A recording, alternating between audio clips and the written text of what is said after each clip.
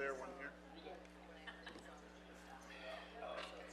All right, good afternoon, members of the public and members of the Planning and Land Use Committee. This is the regularly scheduled meeting for Los Angeles City Council's Committee for Planning and Land Use Management. Can we begin our proceedings by calling the roll? Mr. Mejia. Yes, Mr. Harris-Dawson. Present. Mr. Lee. Present.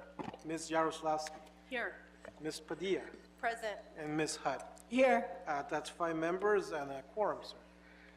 All right, we'll begin this meeting as we begin all of our meetings with public comment.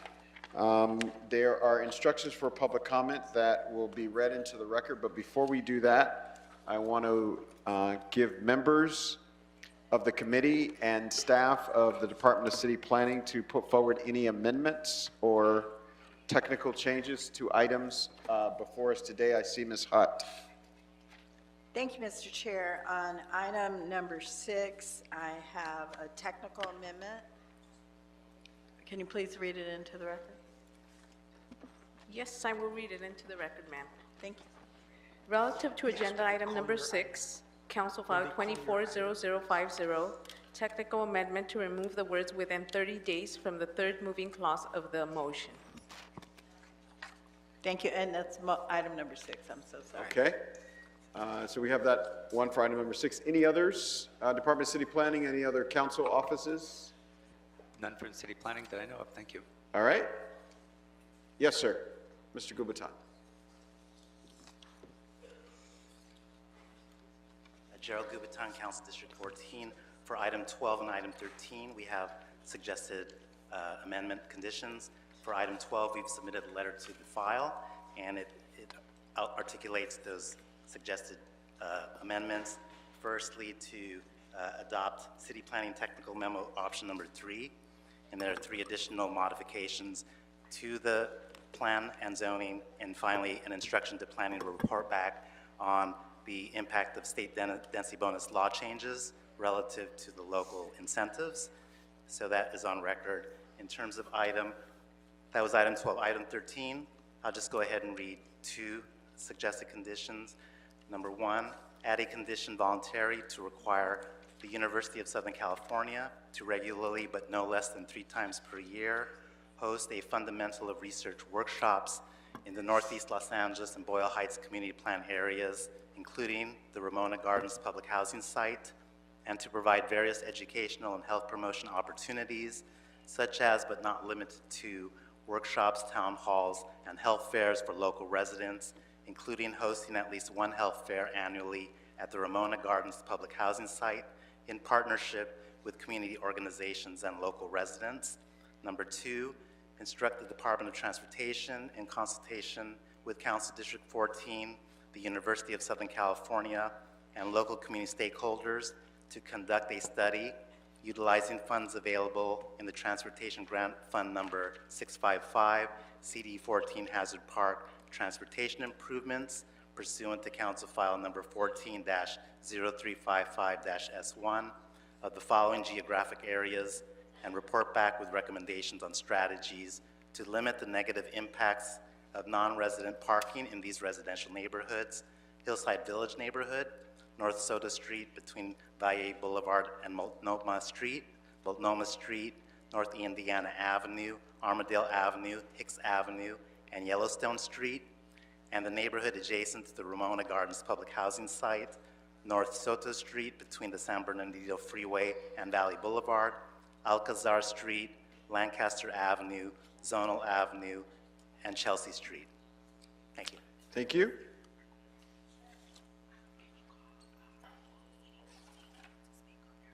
Any other council offices with amendment changes? Yes, come on up.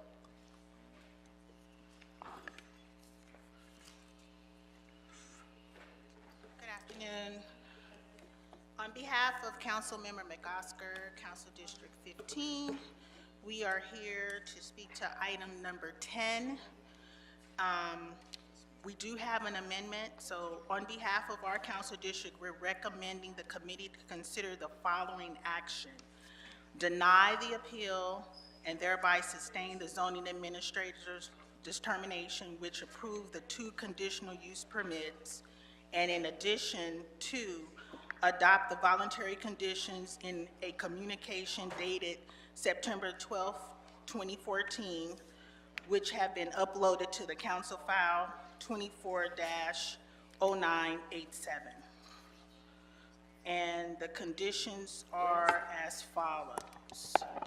A, 2 street trees that are north of the relocated driveway on Western Avenue, subject to approval by the applicable governing agency that owns the 2 trees, Paragon Partners, PCG, BP, LLC, shall at its cost pay for the trimming of the 2 trees or trim the trees to the satisfaction of the governing agency prior to issuance of a certificate of occupancy and periodically as required by the applicable governing agency to provide adequate visibility to the northerly drive entrance on Western Avenue.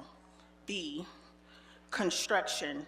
From the start of construction and continuing after the commencement of operations, PCG BP LLC will participate as requested by the Community Advisory Committee appointed by Council District 15 in a Community Advisory Committee process, including quarterly meetings to discuss project status and any community concerns.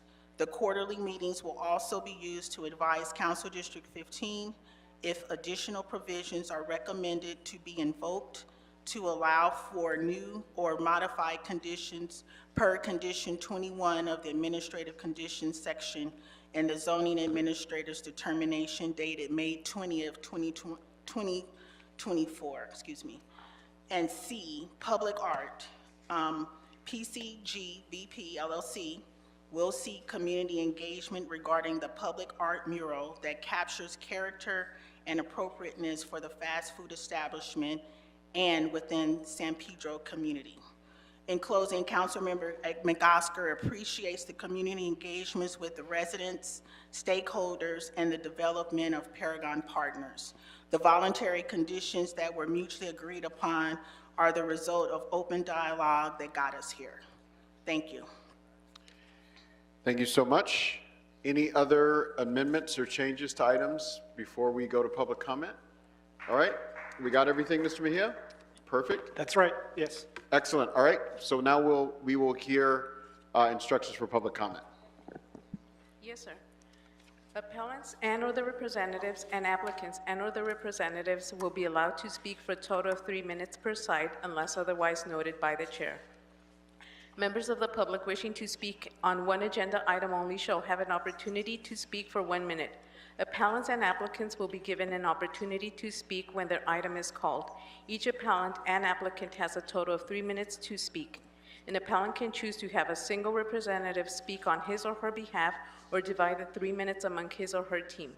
Anyone else, including an attorney or project manager wishing to speak on an appellant's behalf who does not do so during this 3-minute period, may offer a minute of public comment whenever the committee chairperson opens the public comment period for the meeting, which is usually at the beginning of the meeting. Therefore, we expect that appellants and applicants have the respective teams assembled and ready to present at the appropriate times today. Members of the public wishing to speak on more than one item shall state that and shall be allowed to speak for a total of 2 minutes. Failure to submit public comment in a timely manner before the comment period for the item ends results in forfeiture of the opportunity to participate in public comment for the item. Madam City Attorney, please provide additional guidance on public comment. When speaking on the agenda items, you must be on topic. Our goal is to get through as many speakers as we can. If you are not speaking on topic, or if we cannot tell whether you are speaking on an agenda item, you will get one brief warning. If you do not immediately get clearly on topic, you will forfeit the rest of your time, and we will move on to the next speaker. We will inform you when your time is up. All right, thank you for that. According to my information in front of me, we have well in excess of 140 speakers. If everybody speaks for 2 minutes, we will lose quorum and we will not be able to do any business today. So I'll ask, if you're with a large group, that you pick a few speakers in order to express the point of view of your contingent. You ask them to stand with you while you're speaking, so we get a strong sense of that, because we're going to attempt to get through a public comment by 3 o'clock. So with that, we'll begin to call names, but hopefully we can help each other out this afternoon. Thank you. I will begin calling names. Jasmine Perez, Maria Ponce de Leon, Pamela Augustin, Cynthia Gonzalez, Maria Norma Ari, Rosalby Kane,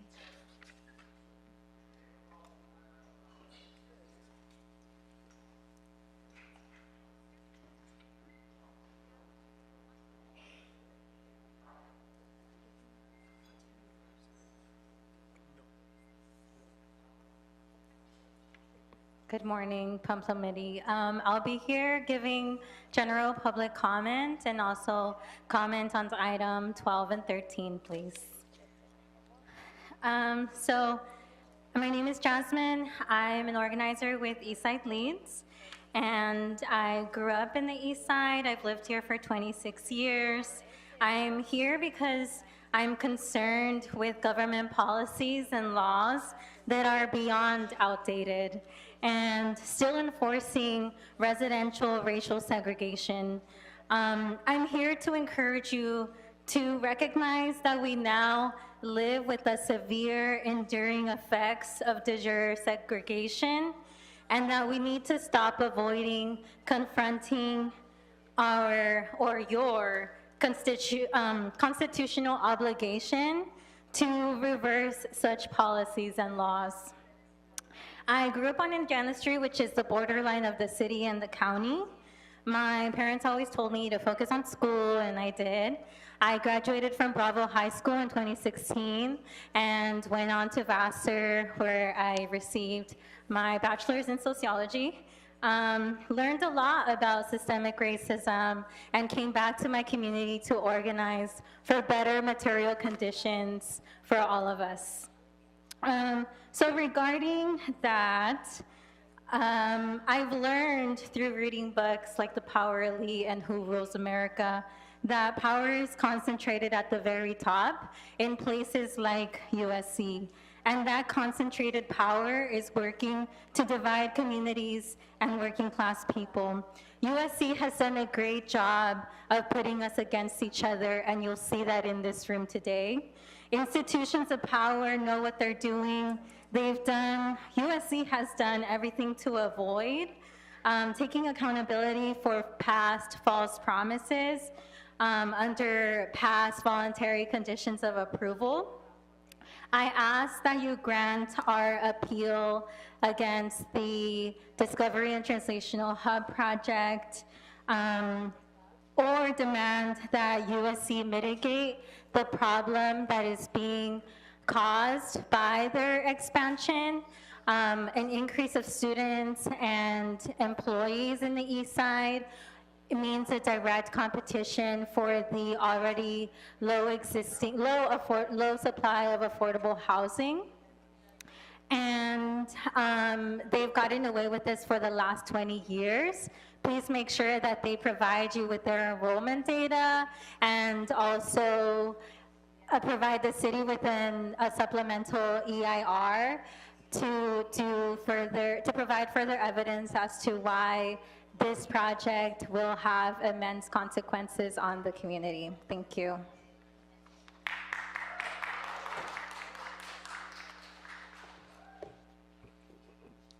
Hi, good afternoon. My name is Cynthia Gonzalez. I'm a longtime resident of Boyle Heights and also an organizer. I'm here to speak on two different items, number 12 and 13. I urge this committee to take a look at who's in the room. There's a lot of tenants here, a lot of people that have major concerns over and over around USC accountability to our neighborhoods.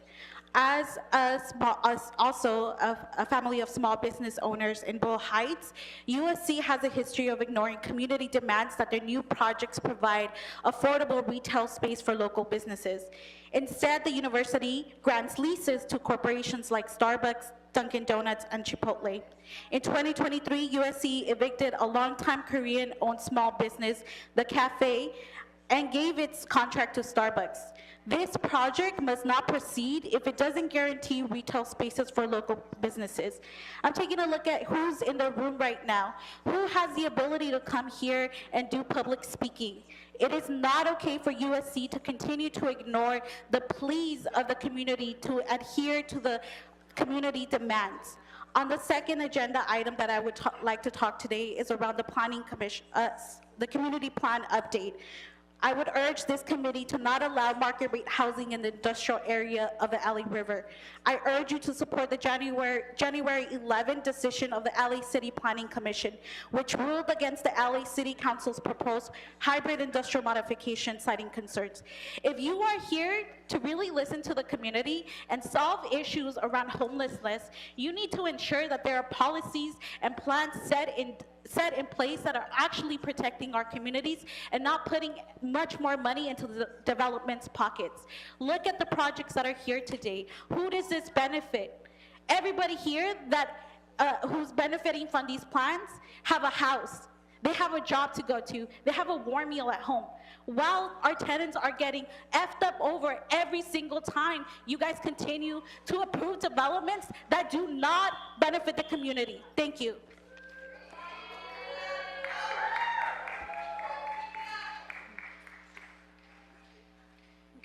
Good afternoon. My name is Rosalba Keynes, and I'm here to support the project, the Discovery and Translational Hub, because it's going to bring better opportunities to our communities. I've been working for USC for 14 years and working in the community directly. So by outreaching and encourage the community to take classes about the importance of chronic disease, prevention of chronic disease. We work and bring a lot of information to the community and support. Through all these years working at USC, I learned that how important is the community for USC and the translational hub. So by opening this opportunity, our kids will have a better opportunity to have education, financial freedom, and more opportunities than if we're not there. So I appreciate your time. I appreciate the community learning more about the program, the situation, so we can support this project for our kids and for our future. Thank you for your time, and we're proud to be at USC. Thank you.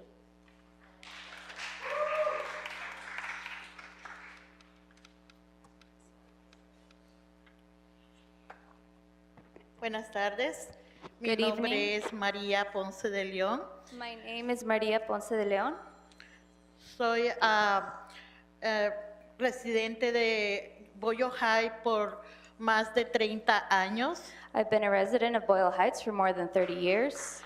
Y yo apoyo a todo lo que está haciendo y los cambios que hace USC en nuestra comunidad. And I'm here to support all the changes that USC does in our community. Porque está sirviendo no solamente a estudios clínicos que nuestra comunidad latina necesita, estudios para el cáncer, Because they're supporting not only in studies that our Latino community needs, like studies about clinical studies on cancer, diabetes y otras enfermedades crónicas que nuestra comunidad experimenta. diabetes and other chronic illnesses that our community is facing. Si esto se nos va de nuestras manos, nuestra comunidad va a sufrir mucho porque estos cambios afectan no solamente a nuestra juventud actual, sino a la futura. And if this doesn't go through, it's really going to affect us because these changes not only affect our current youth, but also the youth in the future. Así que por eso yo apoyo todo lo que sea científico y médico, porque he visto sufrir y morir muchas de mis amistades por culpa del cáncer. And that's why I'm here to support everything that's scientific and medical, because I have seen too many of my friends die of cancer. Thank you. Gracias. Gracias. Thank you.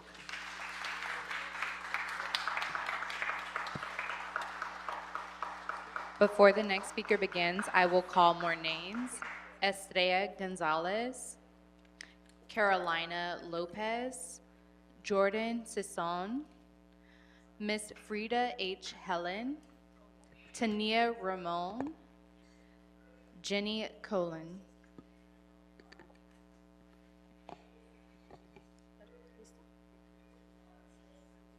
Buenas tardes. Mi nombre Good es María evening. Norma My name is Maria Norma. Armendáriz Hernández. Soy residente de Boyle Heights. I'm a resident of Boyle Heights, Estoy aquí para apoyar el Centro de Descubrimiento and I am here to support the Discovery Center y Traslación de USC. and transition of USC. Esta importante iniciativa permitirá a los investigadores y médicos acelerar su trabajo. This important addition will help investigators and doctors accelerate their work, mejorando la salud y atención al paciente, helping better health and also patient care para individuos y comunidades en Los Ángeles, for individuals and communities here in Los Angeles, con un enfoque particular en las comunidades de color. and with a particular focus in communities of color. Gracias. Thank you. Thank you. Before the next speaker begins, I will call more names. Raymond Rios, Daryl Street, David Anderson, Noah Ruiz, Dale Goldsmith, Richard Burns. Good afternoon. My name is Pamela. I'm with the Eastside Leads and USC Forward Coalition, speaking on item 1, 12, and 13, and I will start with 13. I speak on item 13. For years, our coalitions of USC Forward and Eastside Leads have uplifted the need for the university to meaningfully address the impacts to housing, environment, and displacement of residents and small businesses in the communities near their South and Eastside campuses. Our coalition put together a list of 10 community benefit priorities for this Discovery and Translational Hub project, and we shared them with all of your offices. The majority of you, Mayor Karen Bass and USC. Last Thursday, we met with Mr. Galaviz and his team. Unfortunately, they did not agree to meeting or working towards meeting any of our requests, so not one of the 10 or any of them. We also propose that 4 council offices be invited to mediate talks between our groups, and this was also a non-starter for the university. Building a relationship of true collaboration and trust requires time, and it requires follow-through. USC has not acted accordingly, and so I urge this body, please, council members, to side with our appeal under the grounds that a supplemental EIR is needed, and that USC provides a clear plan on how they're going to meet past voluntary conditions of approval that they submitted to City Council to plumb in the past. Also, regarding item number 12, the Boyle Heights Community Plan, Eastside Leads gave ongoing public comment for years that residential development, market rate residential development should not be allowed in the Boyle Heights area. All of a sudden, since Friday, Councilmember De Leon submits new proposals. The community needs time to look at that because we gave countless of public comments. The City Planning Commission sided with Eastside Leads recommendations. If residential housing will be developed in this area, it must be 100% affordable, just like the Downtown LA 24 plan. And also, please support appeal for item number 1. Thank you.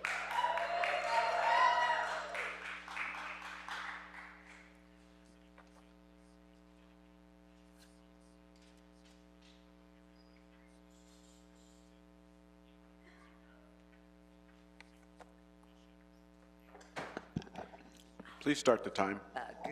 Good afternoon, Monkey Dawson. I want to speak in all motherfucking items in my non-agenda public comment. Well, how much time do I get, you bitch? All right, let's do it this way then. Fuck USC. Who the fuck on item 13 in our council district of Boyle Heights, Puro East LA, homie, that you white motherfuckers think you can get USC in there after what you did with Brentwood? And that fucked up school, UCLA, with that fucking dumb asshole who fucking told you guys a judge, a federal judge says, how dare you abuse development in these fucking programs for fucking veterans and for fucking disabled people? How dare you, motherfucker?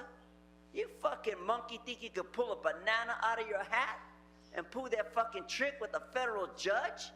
David O. Carter? That's the guidelines I'm reading under the section 42 U.S.C. 1983. Monkey Dawson, politely, fuck you on behalf of all these people in here, motherfucker. Because I'm the motherfucker who told Mr. Carter, stop playing these fucking games and get these USC bitches and the UCLA cunt developers out of our fucking neighborhoods, fucking up our rent, fucking up our housing. And a white motherfucker like me couldn't even buy a house in Boyle Heights. I couldn't buy a fucking house in Boyle Heights. And that dumb nigger that's booing me, Mr. Boo Boo, you better put him on check. It's my public fucking comment time. And I'm talking about item 13 for the record, politely, fuck you on 13. And as far as item 1, fuck item 1. Fuck item 2, and fuck that clown out there is talking about item 3 and 5 and 7 and 12 and 11 for all I know. Who the fuck he think he is? Fuck the mayor. Now my non-agenda public comment. How dare you only build so many units for veterans and abuse federal dollars to build a fucking baseball on the land of veterans? You're an insult, imbecile, idiot bunch of fucking morons in Los Angeles. You can pull that shit under the eyes of a federal judge, the same way Weezer got in trouble taking bribes for this kind of monkey-ass business, Dawson. You keep fucking with us, we're gonna make sure the FBI brings an indictment to your black ass and to your black crowd and to your black staff for fucking the public out of housing. Now, I know how to build. I'm a union man. And the union people don't want to make fucking scum money like you pay, bitch. So you better start backing them up and pay them their $75 fucking dollars an hour for building housings, you dumb ass.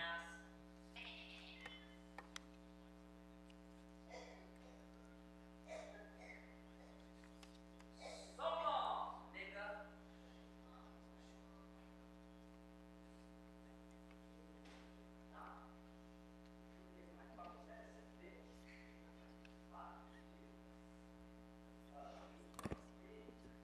Good afternoon. My name is David Anderson. I serve as Chief Operating Officer, and standing with me is Robert Zardinetta, who serves as Vice President of Programs for the Los Angeles Urban League, one of the region's most prominent organizations dedicated to helping African Americans and underserved communities achieve economic self-reliance, power, and civil rights. We are here on behalf of our President and CEO, Cynthia Mitchell Hurd, who urges you to support and approve USC Discovery and Transitional Hub and deny the appeal. DTH is one of the largest and most significant investments to address health disparities that our community has seen in decades. It will allow researchers to study critical health issues that disproportionately affect African Americans and communities of color, such as Alzheimer's, diabetes, obesity, and maternal health. This is more than just about health care. DTH will expand career opportunities and invest in our communities. We applaud USC for seeing this disparity and seeking to help address it. Thank you.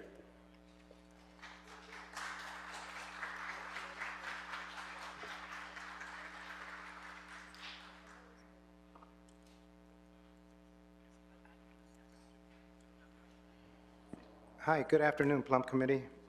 My name is Raymond Rios. I'm a 65-year resident of Boyle Heights in El Sereno. I'm here this afternoon in support of USC's Discovery and Translational Research Hub. As we transition into this post-pandemic era, I don't think I have to remind people of the great need for medical research, not only in vaccines, but also in some of the prevalent health conditions that continue to plague our communities today, such as diabetes, high blood pressure, Alzheimer's, and even cancer. My hope is that in addition to our communities having improved participation in clinical research studies, that medical research developments discovered here will also have tangible and beneficial applications for our residents in the form of treatments and prevention. One major concern that I don't see being addressed in this project, however, is that USC is not providing adequate parking for those who will be working in this new research facility. For many years now, USC and their students and staff have increasingly utilized our scarce community parking. This issue has long been discussed. Anyway, I'm in full support of it. Thank you.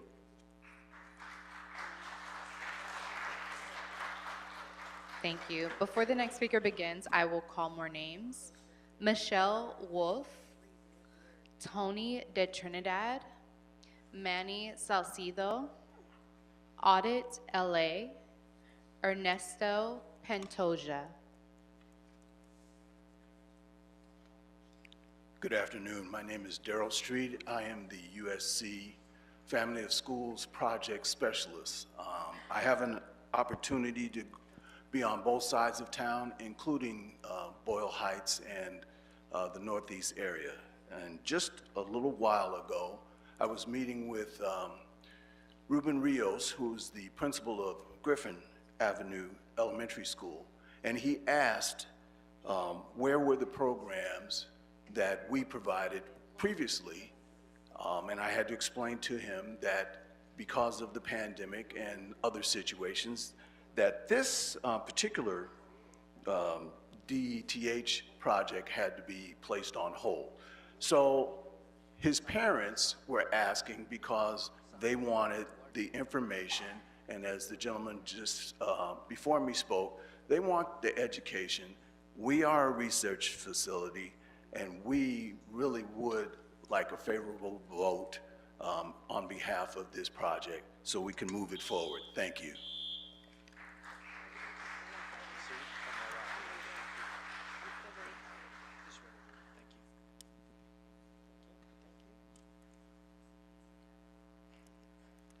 I just have to say that Officer Duarte is the sexiest LAPD officer here.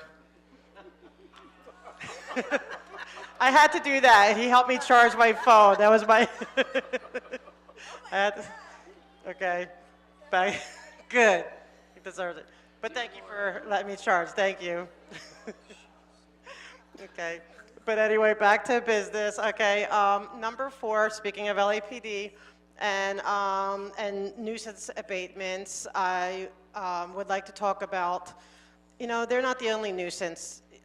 We've been coming for months to all different meetings about the nuisance of Scientology and their continuous shutdown of L. Ron Hubbard Way, and they're blocking it from fire lanes and for them doing unpermitted work. That's a nuisance to the community. So I'm going to ask that you would please, if with this nuisance, that you would also have the city attorney look into that nuisance and LAPD to look into that nuisance, and please continue with that. Can you tell me when I'm on public comment? I'm going to go to public comment now, if that's okay. The thing with the, one thing that the Scientologist is doing is that they're getting continuous permits, special event permits. They've had them continuously since June 1st, going on till October, okay, and with no end in sight, because there's no law stating that there's no limits to how many special permits, event permits you can get. So because of that, because there's no rule, there's a loophole, they are getting a de facto street vacation. They are getting a private street, on compliments of the city for whatever little, pittance they pay, being, $1 billion invested, worth of a church, quote unquote church. But I would like you to please get a law to fill in that loophole. Nobody should be able to shut down a public street for endless amount of time.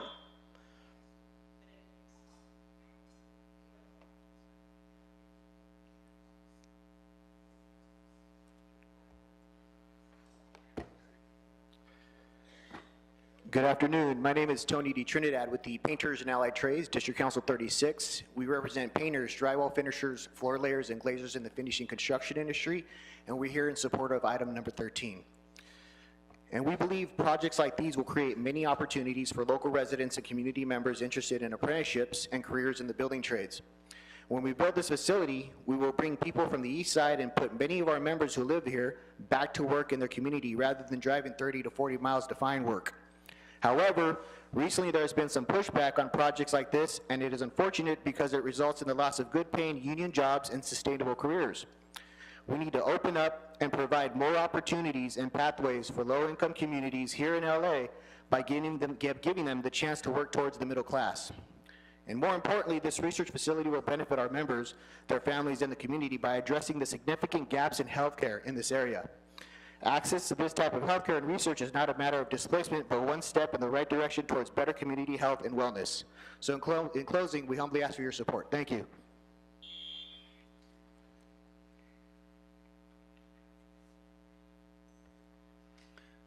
Hello, my name is Noah Ruiz with the Painters and Allied Trades, District Council 36. I'm here to speak on item 13. I'm here today to express my support for the USC Discovery and Translation Hub. The DTH project will produce thousands of construction jobs over its construction period. USC has also signed a project labor agreement that ensures highly qualified union construction workers. In addition, there's a strong local hiring program that will be instituted to give local community young adults the opportunity to enter into a union career path in the construction industry. Thank you guys for your time.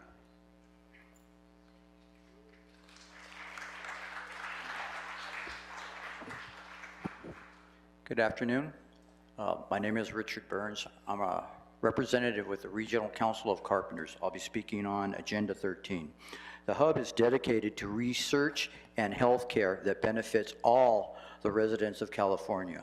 Also, the project has committed to work with contractors that will hire locally and utilize apprenticeship from stateside certified apprenticeship training program with local hire opportunities that will help residents of nearby areas to project their future jobs with good paying future, good paying pension. Thank you very much. Appreciate every time.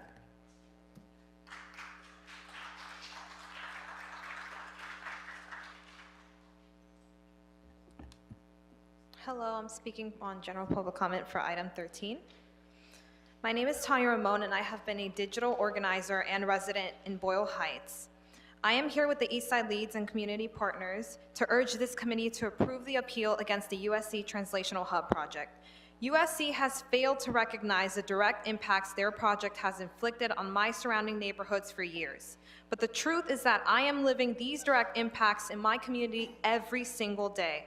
Because of this project, the lack of parking has been exacerbated in my neighborhood, and I have had already my low-income neighbors deal with thousands of dollars in fines, all because of a project that keeps pushing the community to the side and contributing to the complete destruction of our peace as people just trying to live in the communities we have resided in all our lives. For generations, my family lineage has lived here. These burdens brought on by the overpopulation of cars parked in double lanes in our neighborhoods is just one of the long list of negative effects this project inflicts on the lives of my neighbors every day.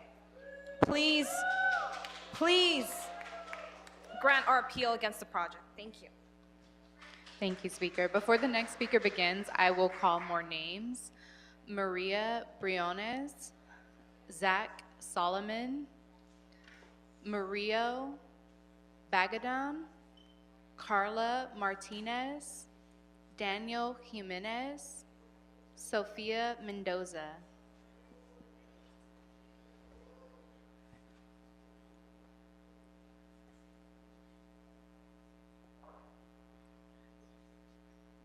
Ready? My name is Jenny Colon, and I'm here to address item 13 and public comment. My name is Jenny Colon, and I'm a resident of the San Fernando Valley.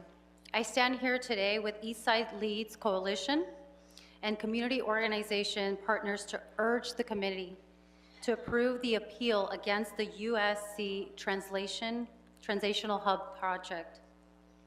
For years, USC has failed to recognize the direct and indirect displacement and impacts that their health science campuses projects have on surrounding communities. USC has left a trail of broken promises in the communities. We're talking about communities where we have the most vulnerable people, minorities, and those of color. The university's construction in the east side has caused rents in the community to skyrocket, displacing long-term residents and neighbors. Low-cost buildings and housing demolitions have caused the neighbors to suffer mentally. That was only a minute?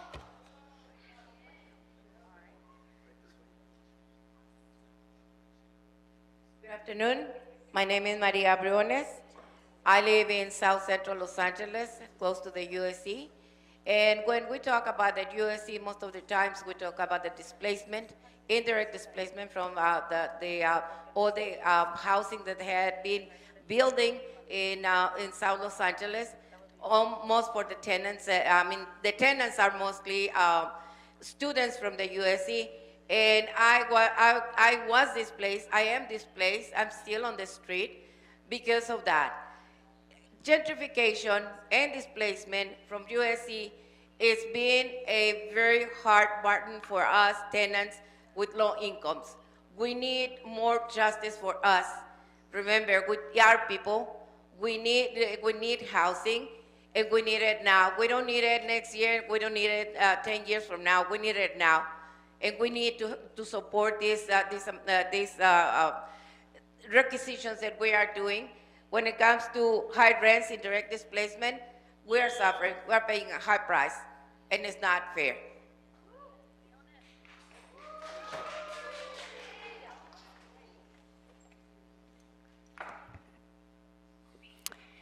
Good afternoon. My name is Michelle Wolf. I've lived and worked in Boyle Heights for the last 30 years, and I'm today representing Puente Learning Center, a nonprofit community learning center in Boyle Heights in the area surrounding the Health Sciences campus. We support the proposed construction of the Discovery and Translational Hub because we believe that the project will be a valuable addition to our neighborhood. I want to highlight the positive impact and the community engagement that USC has had with Puente. Puente and Keck School of Medicine have had a creative and collaborative relationship for the past 4 years. We work together to bring medical professionals together with youth. So we've impacted over 350 youth with healthcare exploration workshops and experiential learning opportunities. And we promote the post-secondary training of these youth in all healthcare fields. Thank you.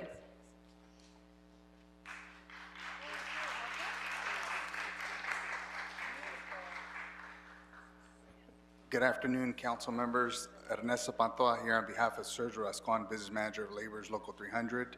We have over 8,000 retired and active members within LA County, over 1,000 within the East LA, Boyle Heights area. As many of you know, I've sat here to testify plenty of times. It's who we represent that we take pride in, right? A lot of our members live in minority, low-income communities. We're hard workers.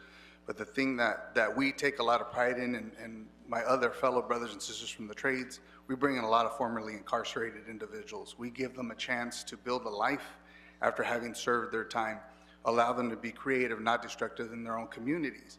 And we don't all have homes, by the way. We do have apprentices that are homeless right now, living out of their cars, trying to get into a program, get them a career. But why don't they have homes? Because they're formerly incarcerated. They can't get houses because everybody does background checks. But that's why they became laborers. That's why we allow them into the trades. We want to give them that opportunity to build a career, build a life, be able to get married and buy their first home. We ask you to support the USC project. Thank you.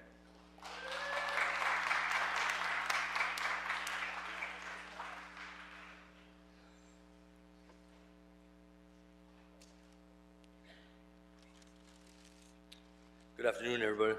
My name is Manny Salcido. I'm a 36-year member of the Carpenters Union. I've been a representative for the last 7 of those years. I represent the Western States Regional Council of Carpenters. In 12 states, we have 91,000 people.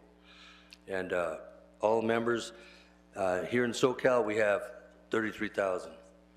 In my career, I've had the honor and privilege of working on 12 projects here at SC's campus site. I look forward to seeing the progress moving forward, especially with this project, which is going to put a lot of Angelinos to work and start a career with a great job that pays middle-class wages and good benefits. I'm happy USC's committed to the Los Angeles community with this project, where doctors will be able to research at the hub and will focus on real-world community health issues like Alzheimer's disease, dementia, diabetes, and the list goes on. This presents an opportunity to ensure that equitable health care for the community, especially those communities of color. I want to close in supporting. Thank you.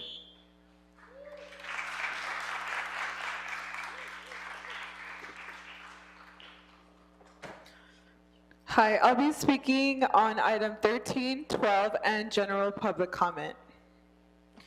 Hi, my name is Carla, and I'm a resident of Boyle Heights and work as a part of the community organization Inner City Struggle. I am here with the Eastside Leads Coalition and community organization partners to urge the community to approve the appeal, the committee to approve the appeal against the USC Translational Hub project. USC has left a trail of broken promises to the community and Eastside Leads by failing to uphold past project-related community commitments and instead pushes the community aside. For example, the policing brought into our community by USC has caused our neighborhood to be the target of criminalization. USC's police presence is aggressive, threatens our community public safety, and causes residents to be in states of anxiety due to the over-policing. Historically, they have not adhered to the community's agreements, and it's made apparent by their investment of $50 million to their police force instead of respecting and addressing the community's needs. This shows their commitment to the over-policing of youth and community in the East Side.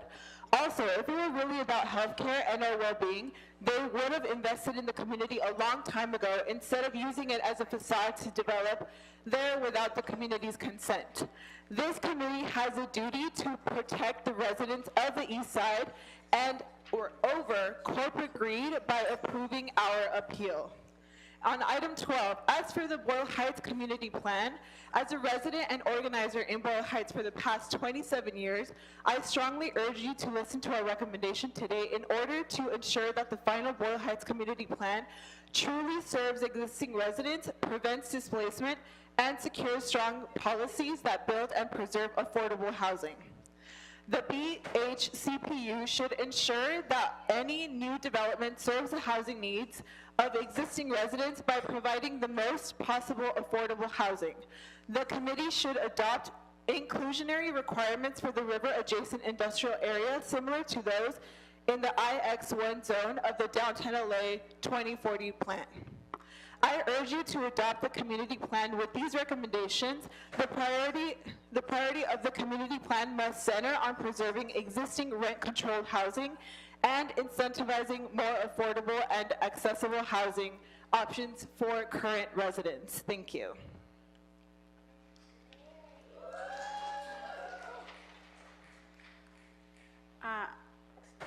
Buenas tardes, mi nombre es Sofía Mendoza. Hi, good afternoon. My name is Sofia Mendoza. Voy a dar el comentario el público y el punto 13 y 12. I'm going to give a general public comment, and I'm going to talk about 12 and 13. Yo vivo en el sur centro de Los Ángeles. I live in South Central Los Angeles. Estoy aquí con la coalición Isailí. Perdón, ¿se puede repetir, señora? Estoy aquí con la coalición Isailí. I am here with Eastern Lib Coalition. Y las organizaciones comunitarias asociadas. And the associate community organizations. Para incitar a este comité a aprobar la apelación contra el proyecto. To ask this committee to approve the appeal against this project. Del Centro de Descubrimiento y Traslación de USC. For the USC Hub project. Yo entiendo que ellos quieren, ¿verdad?, trabajar la ciencia y todo eso. También los trabajadores quieren tener trabajo, pero ¿qué piensan en la comunidad? I understand that they want to make scientific discoveries, and I understand that the laborers want to work, but are they really thinking about what they're doing to the community? No por eso van a desplazar a la comunidad que ya ha tenido muchísimos años ahí. Not for those reasons are they going to then displace the community that has already been there for so many years. Es importante que ustedes piensen en eso y que no les gane la avaricia. It's important that you guys think about that and that you don't allow yourself to be led by greed. Porque yo sé que les está dejando mucho dinero eso. ¿sí? Because I know it's leaving you guys a lot of money. Y piensen en la gente, la pobre gente que se va a ir a la calle. Think about those people, those poor people that are then going to end up on the street. Porque no se ha terminado la indigencia. Because homelessness isn't over. Hay muchísima familia en las calles. There are so many families out on the streets. Por lo mismo de que han desplazado a la gente, ¿sí? For the same reason that people are becoming displaced. Yo que vivo en el sur centro de Los Ángeles me han demandado 2 veces para que me vaya. I, who live in South Central Los Angeles, they've tried to sue me twice so that I'd leave. Sí, entonces, si a esta gente las desplaza, ¿dónde creen que se van a ir? So if these people then become displaced, where do you think they're going to go? Por favor, les pido que piensen y voten a favor de las personas que no pierdan sus hogares. So please, I'm asking you to vote in favor of the people so that they don't lose their homes. Gracias. Thank you. Thank you. Before the next speaker begins, I will call more names. Annabelle Mazarigos, Billy Green, Lincoln Heights Neighborhood Council, Clara Solis, Tiffany Hinyard, Caroline Chase Prasado, Elias Naranjo. Good afternoon, Council. My name is Zach Solomon. I'm a journeyman electrician and business representative for the International Brotherhood of Electrical Workers, Los Angeles, Local 11. I represent a little over 11,000 members and electricians here in Los Angeles. I'm here to speak in support of and ask for your support for the project, the USC Discovery Hub. This is a project that will be located in the middle of USC's Health and Science campus, specifically on university-owned surface parking lot. This project is going to create more middle-class jobs for our members who live in those local communities. I, for one, am a Los Angeles resident. My first job with the IBEW was a science building on USC campus, and it provided me good work and able to pay my rent and support a family, and future projects on the USC campus will do the same for our members. So again, I ask for your support. Thank you.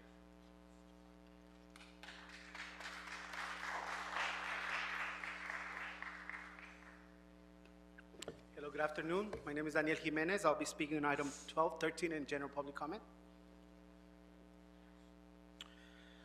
Good afternoon, Council. My name is Daniel. I am the Director of Community Organizing with Inner City Struggle, an organization that has served the east side of Los Angeles for the last 30 years. And I bring this up because in the last meeting that we had where this project was approved, they called us instigators, and they demonized our community as people that had bad intentions against this project. I first want to highlight, how USC is really good at pitting us up against each other. Behind me, you see an array of community members, but you also see a lot of unions and a lot of people that are going to benefit directly from this project. This means jobs for them, yes, but then what happens after that? What happens to the jobs that are going to be created permanently there? Who's gonna take those jobs? Do you think those jobs are going to be for people that are going to have no college degree or maybe are struggling to pay rent? They're going to be for PhD, for doctors, for people that can, research these things. Another thing that you're going to see today and that you already saw today is tokenizing our communities. Coming here, talking about health, really, pushing forward that agenda of how much in need we are of solutions to our health problems, right? Yes, diabetes. Yes, cancer. Yes, all of that. And although we do suffer those things, what USC doesn't tell you is the displacement and long, the long impact that this project is going to have in our communities. We already see it. ACE is here, and other communities like ACE is here, speaking for the South Side and how the South Side has suffered from the displacement of residents, And we stand here yet again, trying to make a decision, right, on what is right for our communities. When this decision was made, it was made in Van Nuys, where many of our residents could not get to. It was the meeting started at 9 a.m. Van Nuys. It took me about 2.5 hours to get there. And it took me another 50 minutes to pick up one resident so that I can take them there to give their testimony about this project. I want to say, and I want to finish with this, right? USC has to do a lot of work to gain the trust of our community. We need more studies. We need environmental impacts. We need local hire. We need parking. But most importantly, we need you all to take a look at the families that live there and really take a glance at what is displacing them. Indirect displacement comes from students moving into the campus. And USC is growing the student population by the minute. And they're not going to stop. They're going to continue to grow their population. They're going to continue to come into our communities. And you know what? This project is going to be the catalyst for something bigger.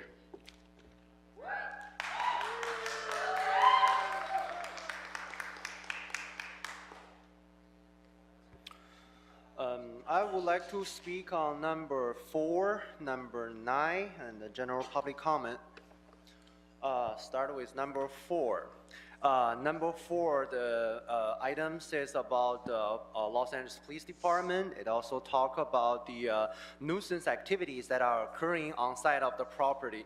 Well, the reason why there's a lot of nuisance activities on the street in all different neighborhoods is because there's lack of enforcement. It's because City of Los Angeles continue to loosen their restrictions, continue to ignore the law, continue to refuse to enforce the law. Then we see those similar nuisance activities occurring on site, on the street, on the sidewalk, on the park, on a regular basis. So in order to solve the problem, now we need to make sure everybody understands that you need to follow the law, we need to follow the city ordinance, and then if you do not follow that, there should be consequence. And then especially we have the finance officer, Sexy Sergeant Duarte right here, then we definitely can take care of the issue. Item number 9 is about the Boyle Heights neighborhood.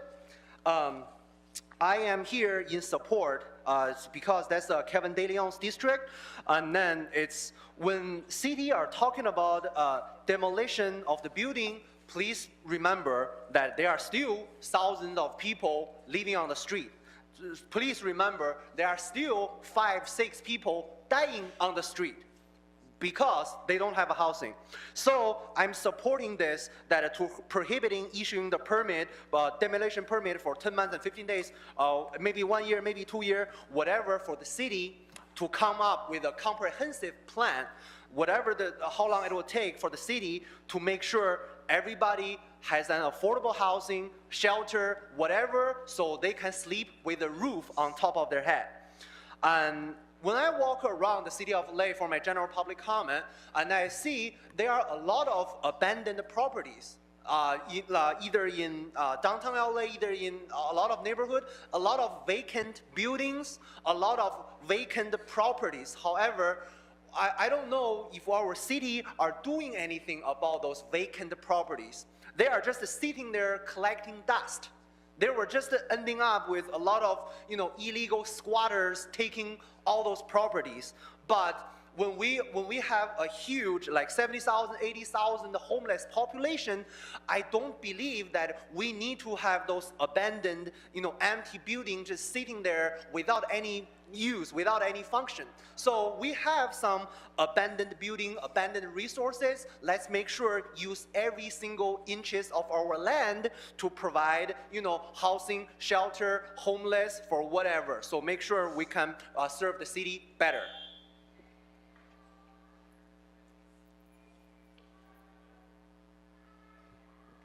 Hi, my name is Fernanda. I'm representing the Lincoln Heights Neighborhood Council.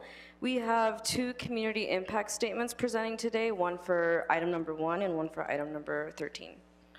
The first community impact statement, we are in full support of the appeal for this development. The city has not proven that this does not rely on Class 32 exemption. The city has the burden to demonstrate, based on substantial evidence, that the project is consistent with the applicable general plan. It has to prove that the proposed development occurs within city limits on a project site of no more than 5 acres.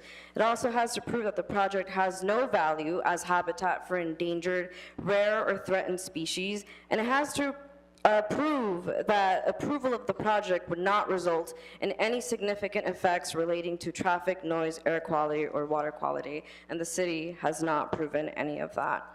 This site project has a site value for habitat.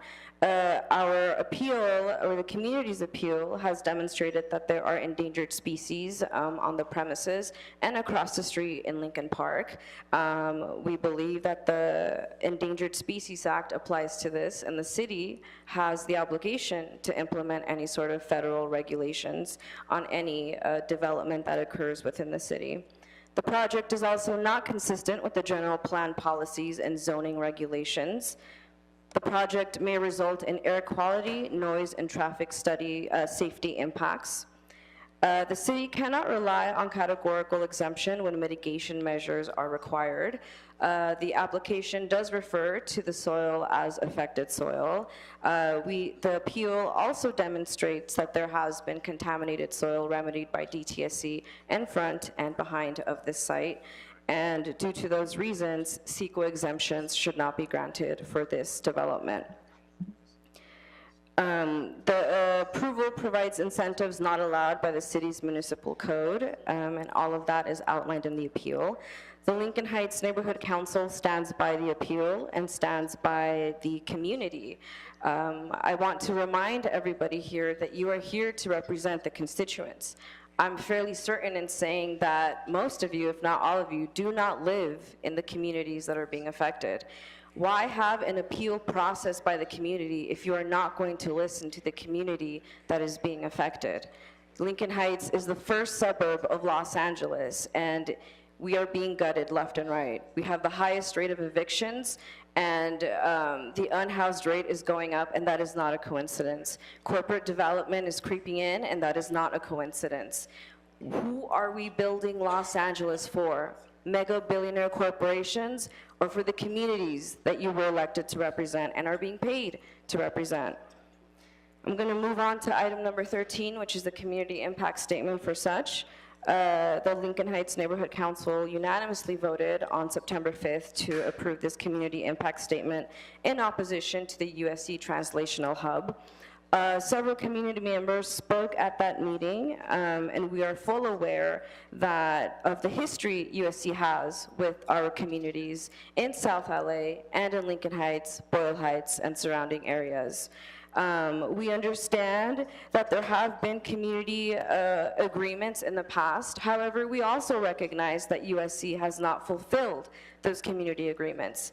If we are to approve any sort of development within our community, how are we to trust corporations that do not follow through with whatever agreements that they put forth with the community? It is important to always prioritize the community's needs and wants. This development also does not abide by the Northeast LA Community Plan. The environmental impact report for this project is over 20 years old. This development will bring in over 1,000 new employees in the area, but these employees are not local employees. We are seeing outside developments such as item number 1 come in because of items such as this. This will inevitably perpetuate the symptoms of gentrification and will absolutely continue to displace the Native community of Lincoln Heights. And for those reasons, we are opposed to the development of the USC Translational Hub, which is item 13, and we are in support of the community's appeal. Thank you.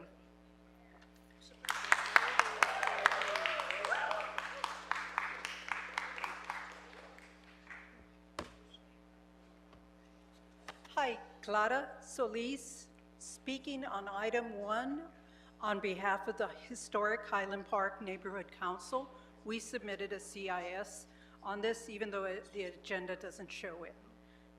I'm also speaking on item 12 and 13 on my own behalf. Thank you. The Historic Highland Park Neighborhood Council is opposed to this project in item 1. Therefore, we support the appeals at 3601 North Mission Road.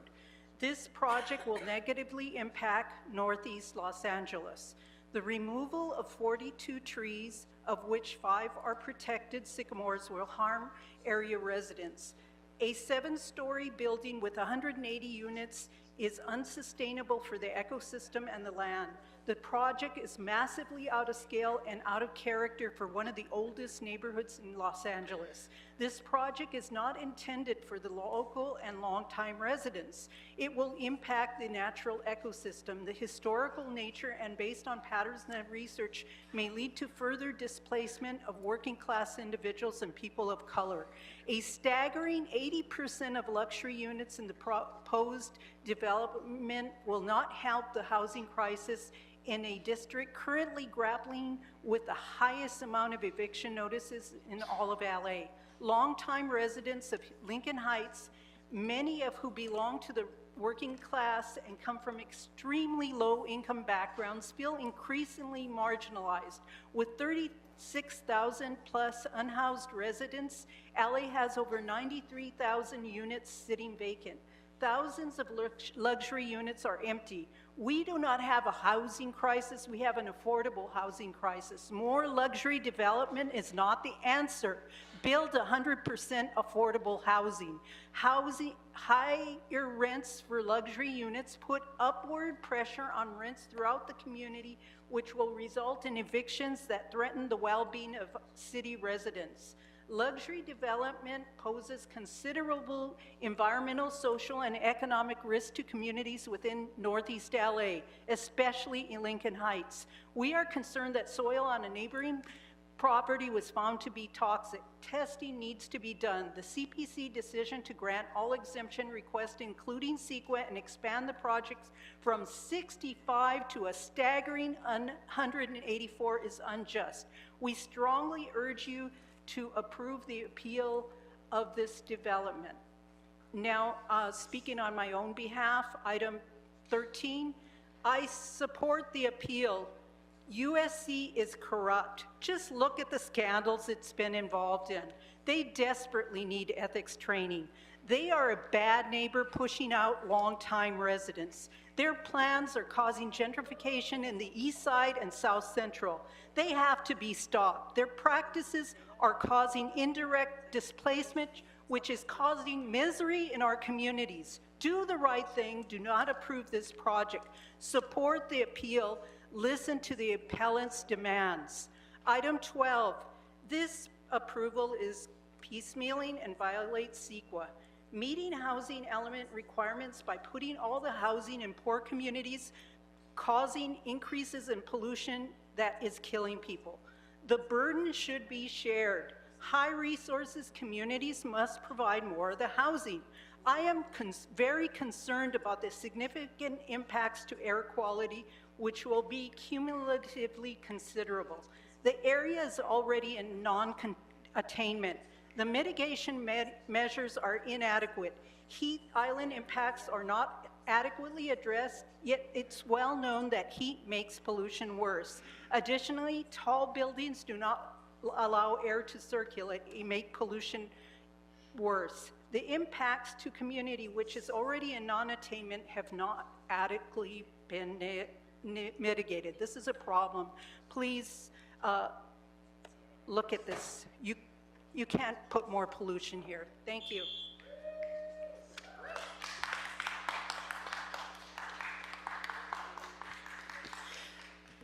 Con el permiso de mis antepasados, pido palabra. I'm coming here, Sofia Quiñones, to testify because at our last hearing, there was some very disturbing information shared by members of this circle.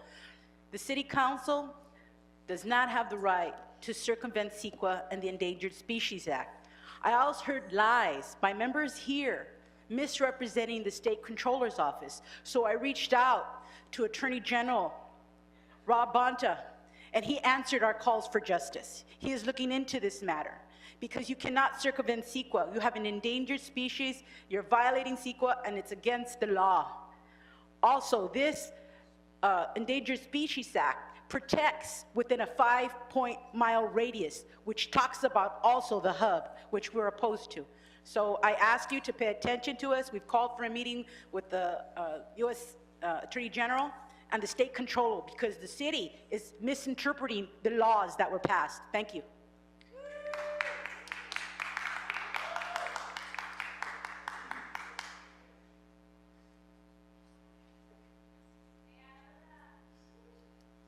Good afternoon. My name is Anabella Mazariegos. I live in Boyle Heights, and I'm really upset about USC greediness. People before profits. We're human beings. Boyle Heights is not for sale. You're using the donations to implement gentrification. People can no longer be displaced. It's hurtful to see people on the streets. You cannot find a solution. People, some of the comments on favor of this project, they're talking about, oh, we're gonna do research. They're gonna use our community for guinea pigs. That's exactly what it is. Why don't you teach them how to eat properly, exercise, drink water, live a healthy life? No, because you're on the side of the pharmaceuticals, putting pills to the kids and the families. That's exactly what the money is. You're greedy. You can stop this project and listen to the appeal to the people who knows. Thank you.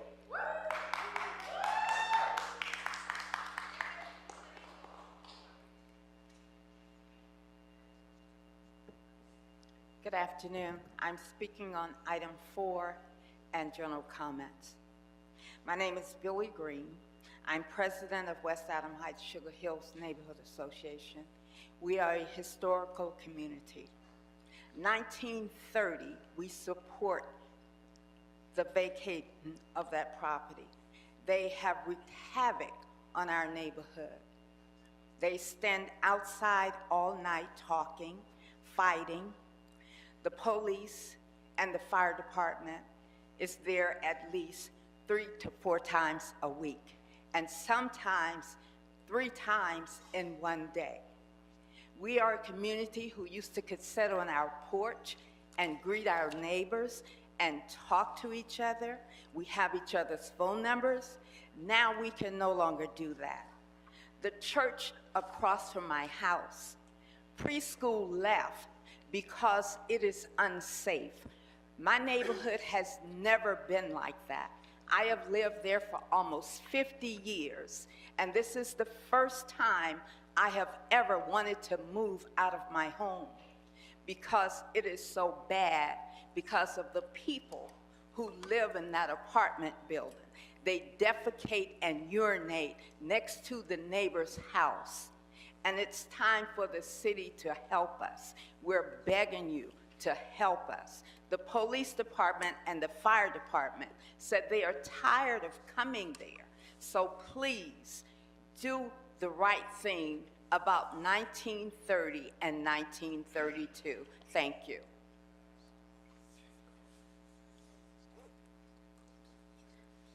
It'll be Agenda 13 and public comment. My name is Elias Naranjo. I work with youth at Legacy LA. We've been doing anti-gentrification and anti-displacement work. In our findings, we found over 4 luxury apartments being built less than a mile away from USC. The ones that recently finished were solely marketed for USC students and KEC workers or professionals, not families, not people for the community. USC claims they have no part in that these developers do, but they can't even acknowledge their expansion into the east side is the reason these developers even come in the first place. The students are competing against our local residents. Please tell me how the local income of a Boyle Heights resident is going to compare to USC grad or professional. We're fighting against an entity that won't even acknowledge the harm they have done to the south side, now the east side. And when I mean the east side, I mean bordering Lincoln Heights and Boyle Heights. We do call it harm because the act of being displaced is violent and complete stress to the body. My last point is you're going to hear people say we're against science, we don't want good things for the community. That isn't true. We have never denied the great that science and medicine has done. I can stand up here and acknowledge both things while USC can't. Do better, fulfill CBAs, stop throwing numbers, and follow through. These jobs y'all speak of are temporary, while being displaced is permanent. Also, there's no middle class that you are thinking you're chasing. It is a lie sold by these millionaires who own the companies you work for.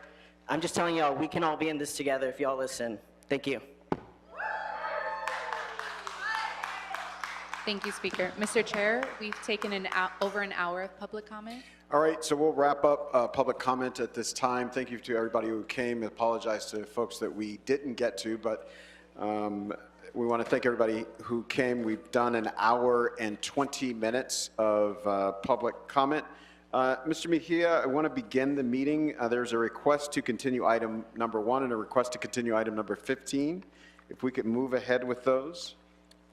Yes, so the continuance for item 1 is to November the 5th, 2024, and for item 15, it is for October the 15th, 2024. I will call the roll. Mr. Harris-Dawson? Yes. Mr. Lee? Aye. Ms. Yaroslavsky? Yes. Ms. Padilla? Yes. Ms. Hutt? Yes. That's 5 ayes, and those 2 items are continued, sir. All right, and then the chair is requesting that the committee adopt items 2, 3, 4, 5, 6, 7, 8, and 9. Items 2 through 9 on consent. If there's no objection, if we could read the instructions into the record and call the roll. Yes, sir. For item 2, to approve the nominee to the South Valley APC, Ms. Lydia Mather. For item 3, to approve the nominee to the Central Area Planning Commission, Mr. Derek Powell. For item number 4, that is a motion by Ms. Hutt, Mr. Lee, instructing city planning along with building and safety and the police department, and to consult with the city attorney to initiate nuisance abatement proceedings at the property located at 1930 through 32 South Oxford Avenue. Recommendation therein is to adopt and to add the housing department to provide assistance. Item 5, another motion by Ms. Hutt, Blumenfield, it's instructing city planning and to consult with the city attorney on a recommendation relative to a letter of compliance issued by the planning department as it relates to an ED1 project located in CD10. The project is located in CD 10, yes. The recommendation therein is to adopt that motion. Item 6, motion Hutt Rodriguez, instructing city planning along with the cannabis department to make amendments to the municipal code as it relates to on-site retail commercial cannabis activity. The recommendation is to adopt that motion. Item 7, this is a sustainable communities environmental assessment for a mixed-use project in CD 14. Recommendation therein is to approve the environmental clearance, the findings that are contained in the planning department report, and also in the supplemental report issued by the city planning department and the erratum. The supplemental report issued by city planning was dated September the 11th, 2024. Item 8, this is a zone and high district change ordinance for a mixed-use project with 760 dwelling units. Project is located in CD 10. Recommendation therein is to approve the vesting zone change ordinance as recommended by the planning department. Item number 9, this is a planning department report along with a resolution by Mr. De Leon and Mr. Blumenfield recommending the adoption for the extension of the Boyle Heights interim control ordinance and the resolution, as I stated, by the councilman. In support of that, the recommendations to approve the planning department recommendations and to adopt the resolution introduced by De Leon Blumenfield dated September 4, 2024. I will call the roll. Mr. Harris-Dawson? Yes. Mr. Lee? Aye. Ms. Yaroslavsky? Yes. Ms. Padilla? Yes. And Ms. Hutt? Yes. Those items are approved as read into the record, sir. All right, that takes us to item number 10. Yes, item number 10, sir, this is a matter that is before this committee on a 245 motion initiated by Councilman McCosker, Blumenfield. It's an appeal that has been filed by Friends of South Shores in CD 15 relative to the approval of two conditional use permits for a fast food establishment, a Starbucks, in San Pedro. All right, we'll have a report from Department of City Planning. Good afternoon, Chair, members of the committee. My name is Jordan Turner, and I was the Associate Zoning Administrator for the following case, ZA 2023-2107-CU1A. For a quick background, the approved project is a one-story, 2,200 square foot drive-through coffee shop at Starbucks with 21 interior seats and dual drive-through lanes. Hours of operations are from 5 a.m. to 11 p.m. daily and included the demolition of an existing building and a relocation of an existing driveway along Western Avenue. The zoning administration determination was issued May 20th, 2024, and the case was subsequently appealed, and the decision was sustained by the Harbor Area Planning Commission, who added conditions related to circulation signage and a couple of administrative conditions that were inadvertently not included in the original approval. On September 3rd, 2024, the City Council asserted jurisdiction, and here we are today. Staff recommends that in addition to the suggestions from Council District 15, that the committee also adopt conditions that were incorporated by the Harbor Area Plan Commission, specifically related to signage and a couple of administrative conditions that were inadvertently not included previously in the ZA determination, but are referenced within the letter that Council District 15 read to the committee.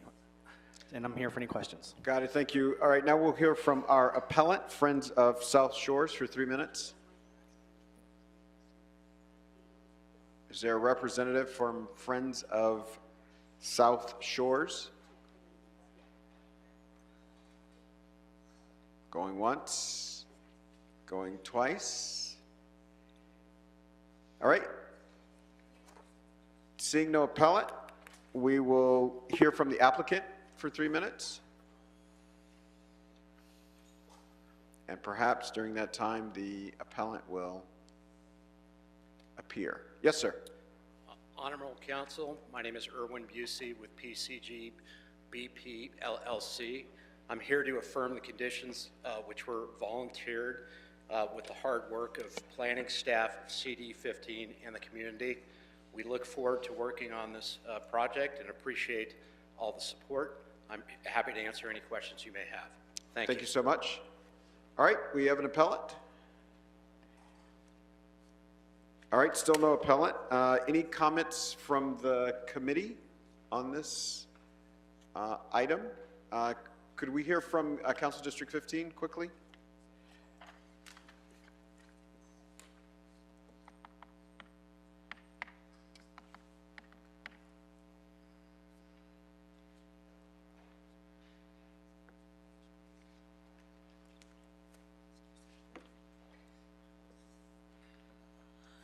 Good afternoon again.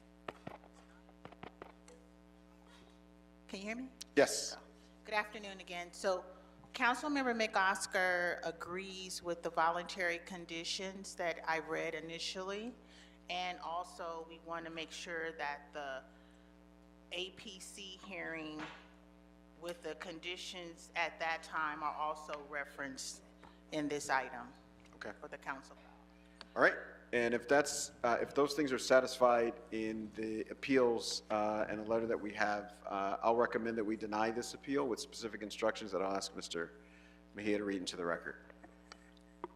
Yes, sir. So for item number 10, to deny the appeal filed by Friends of South Shores and thereby sustain the zoning administrator's determination dated May the 20th, 2024, which approved the two conditional use permits for the construction of a new drive-through fast food establishment, a Starbucks, for the property as noted on the agenda, 1602 West 25th Street, subject to modified conditions of approval and adoption of project findings, in addition to the voluntary conditions that were uploaded to the council file and as read into the record by Ms. Thornton at the beginning of the meeting, and also to reiterate the Harbor APC conditions that were left out as stated by Mr. Jordan Turner from the Zoning Administrator's Office. I will call the roll.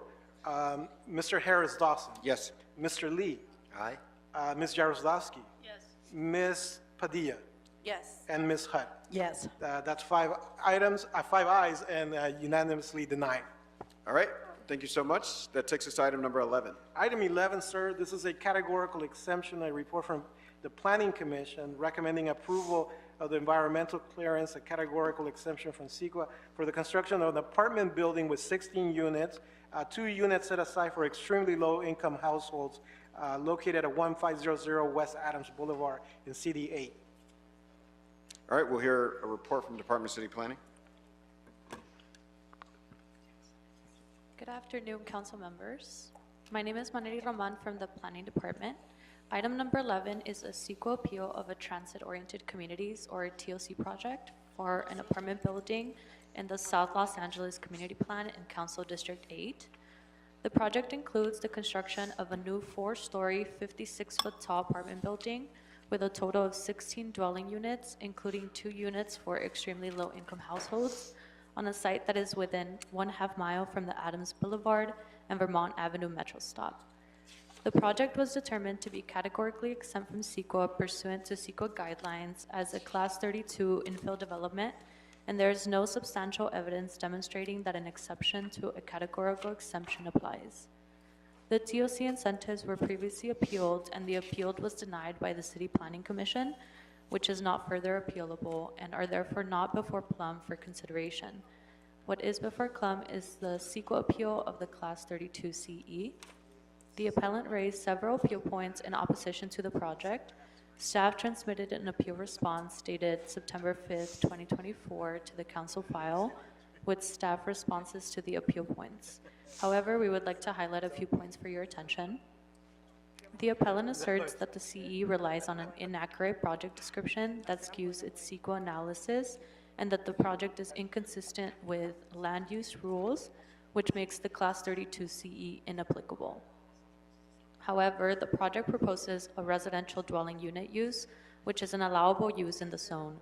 The maximum allowed density for the subject site under TOC Tier 2 is 44 units. The project is proposing 16 units, which is well below the allowable density under the TOC guidelines. The appellant contends that the CE is inapplicable due to potential adverse changes to a historic resource, and the project is inconsistent with applicable historic regulations under the Adams-Normandy HPOZ. However, the proposed multifamily residential building would be built around the contributing structure in a manner that conforms with the commercial rehabilitation and residential infill guidelines of the Adams-Normandy HPOZ Preservation Plan. The historic gas station will remain in its existing location on the site and will retain its relationship to the street. While the new apartment building will affect the overall site configuration, the broader historic context of the block and that of the district will not be disrupted due to the retention of the gas station in its original location and through its restoration. Therefore, based on the whole of the administrative record, the project will not have a significant adverse impact on the historic resource. The appellant also argues that conditions and mitigation measures could have been added that would have not resulted in the reduction of 16 dwelling units, and that the project has excessive height and lot coverage with minimal setbacks. Staff would like to note that the proposed apartment building has been designed to meet the guidelines of the preservation plan pertaining to mass, scale, height, and modulation. The project provides appropriate setbacks and building height that fulfill the intent of the South Los Angeles Community Plan, the HPOZ, and TOC guidelines. Therefore, planning staff recommends that Plum deny the CEQA appeal and determine based on the whole of the administrative record that the project is exempt from CEQA pursuant to CEQA guidelines as a Class 32 infill development, and that there is no substantial evidence demonstrating that an exception to a categorical exception applies. That concludes staff presentation, and we're available for any questions. Thank you so much. We'll hear from the appellant at this time.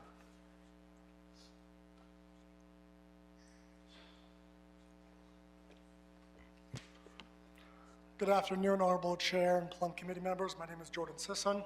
I represent appellants here. I'm a land use CEQA attorney. As summarized in our handout that you should all have hard copies, we respectfully disagree with the staff's recommendation. We're asking you to grant this CEQA appeal because there is substantial evidence that this project is not categorically exempt.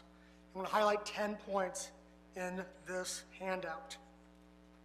Point 1, there is substantial evidence that this is a well-known co-living student housing developer. You've got over 90 projects on their website, plus you got over 20 cases where we show triple link projects. This is a co-living student housing operator. Our second point is looking at an instructive case. One of their projects, 1815, is a 36-bed, 36-bath project that's billed on paper as 4 units. However, if you look at their website, they clearly advertise them as private bedrooms, end quote, including, quote, private bathrooms, with 16 rooms available and 20 rooms already rented out. Third, also instructive, is another triple link project. This one is where this honorable body granted appeal on a 96-bed, 96-bath project. There, the CEQA findings made very clear that they did not use an accurate project description. Item 4, there is substantial evidence that renting rooms individually does violate the code definitions of dwelling units of families. Specifically, common access to and common use of all living areas. That is not what happens when you rent out private rooms and private bathrooms. Number 5, there is substantial evidence that this project is inconsistent with guidelines. The HPOZ board unanimously recommended denial. Also, NANDEC recommended granting our appeal, and even in Figure 8, the applicant's cited case included a staff report where it said, quote, the expert opinions of HPOZ board. Here, the HPOZ board recommended denying this project. Item 6, substantial evidence that this project, this block, is a relevant factor. Here, this project is over 2 stories larger than the adjacent historic structures. That is substantial evidence. Number 7, even the applicant's own 17 properties that they cite demonstrate that this project at 4 to 5 stories is not consistent. They all are below 3 stories. As shown on item 8, the TOC incentives are not required. You've got their 3 cases which show that you get more units on a smaller lot with less density. Even across the street shows a 3-story project that has 8 more units on half as much floor area and only 3 stories. That is substantial evidence of feasibility. Fourth, the purported 1421 West Adams project that the applicant cites as a relevant case. It's there on the page. You can see that it's clearly distinguishable. And my last point is that when you enclose this historic property, that is admittedly unconventional. The only case that they cite is a museum project, which this is not, and the Formosa Cafe, where the historic resource is clearly visible from the frontage. That's not here. Thank you so much. We respectfully request you to grant the appeal. Thank you so much. Now we'll hear from the applicant.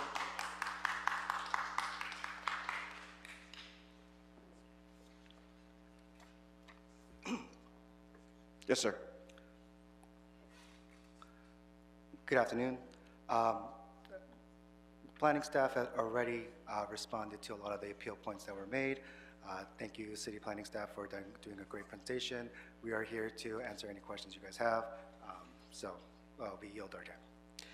Thank you so much. Before we proceed, I want to make sure if there are any questions or comments on this item. Thank you for your presentation. I want to commend everybody who came to council and has been to the hearings over the course of the journey with this proposed project in our neighborhood. Triple Link is a student housing developer that has used housing programs aimed at providing housing in order to develop private student housing or co-living housing without the proper guardrails. Though the city cannot regulate who rents the units, it's important to address the traffic safety impacts of a student housing development like this would potentially cause. This project, for everybody, my colleagues, everybody in the room, just be clear, this is ostensibly a 16-unit building with 50 bedrooms, 50 bedrooms, 0 parking spaces, granted pursuant to a state law, AB 2097. The proposed development is within a block of our high injury network and very, very close to Vermont Elementary School. Over the last 7 years, we've had several projects come through like this. We've had projects with 10 units and 60 bedrooms and 60 bathrooms, masquerading as an affordable housing project when it is in fact very openly, as the appellant pointed out, student housing, and it's advertised as such on the company website. And I'll just say parenthetically, and this is not in my notes, so if you see my staff cringe, this is why. So, and I understand that they're not a part of this case, but later in the meeting, we're going to have a discussion that involves USC. This is an example of what people are concerned about. So this project's only happening here because it's in proximity to an expanding university. A mile south of this, no interest, no proposal, and I would just say, as the person who represents this community, we need the university's help in stopping this kind of housing and promoting the kind of housing for the other people that are involved in the university, like the janitors, the cooks, the gardeners, the people who drive the vehicles. They need a place to live too, and they need a place to live close, and we need to pull together. And again, student housing is fine to an extent, but we need housing for other people, and these kinds of projects tend to crowd them out. And so with that, Mr. Mejia, I will ask that we read the specific findings into the record, and I'll move that we grant the appeal filed by USC Forward and overturn the Planning Commission's approval of environmental clearance. Okay, so I will read the findings as follows. The City Council upholds the CEQA appeal on the basis that the record does not provide substantial evidence that there will not be any impacts to traffic safety due to the lack of on-site parking. The City Council remands the matter to the City Planning Commission and requests the City Planning Department to obtain from the applicant a consultant prepare environmental assessment, initial study, and a traffic safety analysis prepared to the satisfaction of the Director of Planning and the Department of Transportation. The traffic safety analysis shall provide the results of traffic study impacts related to circulation and emergency access, and if an impact is found, shall provide proposed mitigation measures to ensure the project does not pose any traffic circulation or emergency access impacts on or off-site. Based on the results of the initial study and traffic safety analysis, if required, City Planning shall prepare a new CEQA clearance that complies with CEQA and is supported with substantial evidence, and transmit to the City Planning Commission for its consideration, along with its reconsideration of the project in light of any CEQA clearance prepared by the City Planning Department. This finding is based on all of the following record evidence. Appellants have identified the owner-operator, TripeLink, as well as a well-known developer of student housing, dorm-style, and co-living housing. TripeLink advertises to university students and young working professionals as student housing, dorm-style, student co-living, and young professionals co-living facilities. The project description as a residential building, as analyzed by CEQA, is inaccurate. TripeLink plans to operate as a 16-unit, 15-bedroom dorm-style co-living facility. The project is proposing to provide no on-site automobile parking. Based on the experience of driving in the area and reports by residents in the community, the area is heavily impacted by USC students and other resident parking, such that it is reasonably foreseeable that residents of the project will circle the block looking for parking. It's unclear from the record if the Department of City Planning analyzed the impacts on zero parking and conflicts with street traffic, circulation, and safety during the environmental review due to its close proximity to 500 feet south of Vermont Avenue Elementary School, 700 feet east of an approved TOC 46 unit 125-bedroom co-living facility with 23 parking spaces located at 1421 West Adams Boulevard, 750 feet southwest of Richardson Family Park, 850 feet east of a high-injury network, Adams Boulevard and Vermont Avenue. There is no evidence in the record, including in the exemption justification, of the city's consideration of whether the Class 32 criteria for traffic impacts is met as it relates to the secondary impacts to traffic safety and emergency access related to parking for a 50-bedroom development on site that does not accommodate that amount of parking on site and the interaction with the existing circulation. The Class 32 exemption stated the project would not result in any significant effects related to traffic impacts. However, an increase in cars and off-site street parking might cause traffic safety issues, which is not discussed. That concludes the findings, sir. And the recommendation therein, as you have stated, is to grant the appeal filed by Felipe Casares from USC Forward, and thereby overturn the Planning Commission's approval of the environmental clearance and categorical exception from CEQA for the construction of an apartment building with 16 dwelling units, 2 that were set for extremely low-income households, for the property located at 1500 West Adams Boulevard, and adopt the revised findings as read by the chair and myself at today's meeting. I will call the row. Mr. Harris Dawson? Yes. Mr. Lee? Aye. Ms. Yaroslavsky? Yes. Ms. Yaroslavsky? Yes. Ms. Padilla? Yes. Ms. Hutt? Yes. That's 5 ayes and unanimous, sir. Thank you so much. That takes us to item number 14. Yes, Mr. Chair, with your indulgence, sir, I need to make a correction to the continuance date for item number 15 in CD6. We stated for the record that it was continued to October the 15th. The new date, as provided by CD6, is November 5th, sir. All right. And Without that- objection, that's a big day for us. Okay.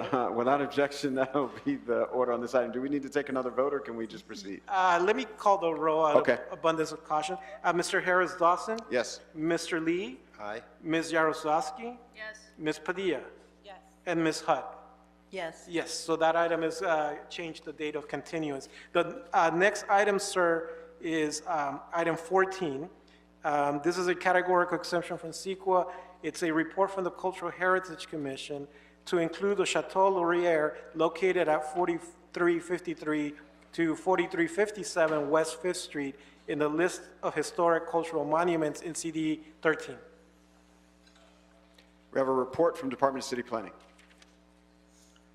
Good afternoon, Chairman Harris Dawson and members of the committee. I am Andres Parra with the City Planning's Office of Historic Resources. Before you today is the recommendation from the Cultural Heritage Commission to designate the Chateau Laurier located in the Greater Wilshire neighborhood as an historic cultural monument. The subject property is a 1929 apartment building designed in the Chateauesque architectural style by architect Leland A. Bryan. The Cultural Heritage Commission found that the Chateau Laurier meets one of the Cultural Heritage Ordinance criteria for designation. It embodies the distinctive characteristics of a style, type, period, or method of construction as an excellent example of a multifamily residential building designed in the Chateauesque architectural style. This concludes my report. Melissa Jones from our office and I are available for any questions. Thank you. Thank you so much. We should hear from the applicant at this point. If there's no applicant present, any comments from the owner? All right, seeing neither, or either, depending, is Council District 13, Ms. Howard, present? Or Council District 13? Good afternoon, I'm Ted Walker, Planning Deputy at Council District 13. Our office has no objection to the inclusion of this in the list of historic cultural monuments. Thank you. Excellent. With that, I'll move that we approve this inclusion. And if you could read the specific instructions and call the roll. Yes, sir. To approve the inclusion of the Chateau Laurier located at 4353 to 4357 West Fifth Street in the list of historic cultural monuments. Mr. Harris Dawson. Yes. Mr. Lee. Aye. Ms. Yaroslavsky. Yes. Ms. Padilla. Yes. Ms. Hutt. Yes. That's 5 ayes and unanimous, sir. All right, that takes us to item number 16. Item 16, sir, this is a categorical exemption from CEQA, a report from city planning, an appeal filed by West 3rd Street Partnership, appealing the zoning administrator's determination to impose corrective conditions to modify the operation of an existing restaurant, Barry's Cafe, located in CD 5. All right, we'll hear from Department of City Planning.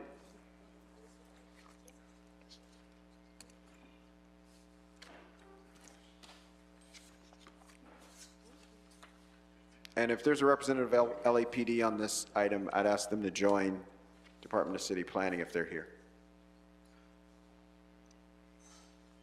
Yes, sir. Hi, good afternoon, honorable council members. My name is Matthew Lum, Senior City Planner, and I'm joined by Associate Zoning Administrator Charlie Roush. Just to let you know, LAPD Officer Thompson, he's parking his car right now. Got it. I'm here to present on agenda item number 16, which is to impose corrective conditions to address and abate nuisances on a one-story, 2,800 square foot commercial building restaurant known as Barry's Cafe, located at 8412 to 8414 West 3rd Street in the 5th Council District. The appellant is appealing the entire decision of the Associate Zoning Administrator. On June 5th, 2024, the Associate Zoning Administrator issued a determination imposing 48 corrective conditions on the restaurant. The subject business has generated numerous community complaints, aided crimes, endangered public safety, and has required consistent police enforcement, as evidenced by submissions from the Los Angeles Police Department crime reports over a 2-year period that includes 97 calls for service, 85 arrests and investigative reports from April 4th, 2015 to August 27th, 2023, pertaining to shootings, theft, vandalism, assault with a deadly weapon, theft, defrauding an innkeeper, burglary, robbery, smoking in an outdoor dining area, no posted no smoking sign, no tobacco permit, burglary from a motor vehicle, petty theft, grand theft, criminal threats, aggravated assault, hate crime, local emergency order, safer at home violation, brandishing a knife, stolen vehicle, intimate partner violence, carjacking, selling alcohol without authorization from the state of California and the city of Los Angeles, armed robbery, and murder. On June 17, 2024, the property owner filed an appeal of the entire decision of the Associate Zoning Administrator's letter of determination, explaining that the owner did not know about the impacts of the business and the operator vacated the premises, that the imposed conditions have no nexus on future tenants, and the property owner demonstrated a willingness to eliminate the problem by requiring the operator to vacate the property. Specifically, they opposed condition numbers 1, plan approval, 6, covenant recording, 7, no outdoor seating in the public right-of-way, 12, alcohol sales, or prohibiting alcohol sales, 16, private events approval from LAPD, 18, private parties, 24, booth or group seating, 26, employee acknowledgement of conditions, 28, security guard, 29, attending quarterly public or quarterly LAPD meetings, 42, phone number for complaints, 44, patrolling the premises, 47, reimbursement of fee, and 48, indemnification. The Associate Zoning Administrator's action to impose corrective conditions on the property is a result of LAPD crime reports, citizen complaints, and testimony, which indicate that activities at the subject location have resulted in impacts to the community at large. These are standard conditions to address nuisance properties. These impacts have been associated with the operation of the premises for almost 9 years, and there is a lack of sufficient oversight at the premises by the operator and property owner. The activities taking place at the site deprive residents and other community members of their rightful ability to enjoy their neighborhood. Additionally, the property owner's representative has misinterpreted and misreferenced the Los Angeles Municipal Code in 2 sections. The first one, that the representative is claiming that the Los Angeles Municipal Code section 13B.6.2 applies to uses regulated by an entitlement, such as existing conditional use permit or other discretionary action, which is, he is not interpreting the code correctly.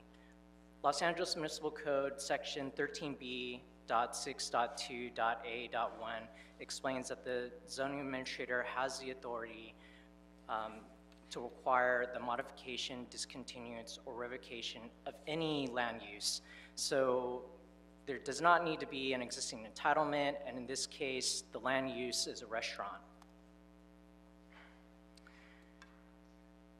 The zoning administrator made the findings in the letter of determination dated June 5th, 2024.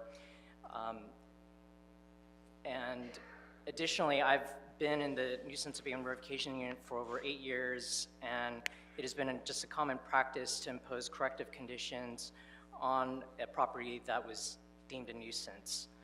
In the past 10 years, out of 58 cases, there's been 3 cases with an existing entitlements. The owner's representative has misreferenced LAMC 13B6.2.E standards for review of required findings, as this section of the code references revocation or discontinuance of the business, and in this case, the Associate Zoning Administrator did not revoke the use. Therefore, I respectfully request that you deny the appeal and uphold the zoning administrator's determination. I'm here to answer any questions you may have. Thank you. Thank you so much. So still no officer, park some distance away, I suppose.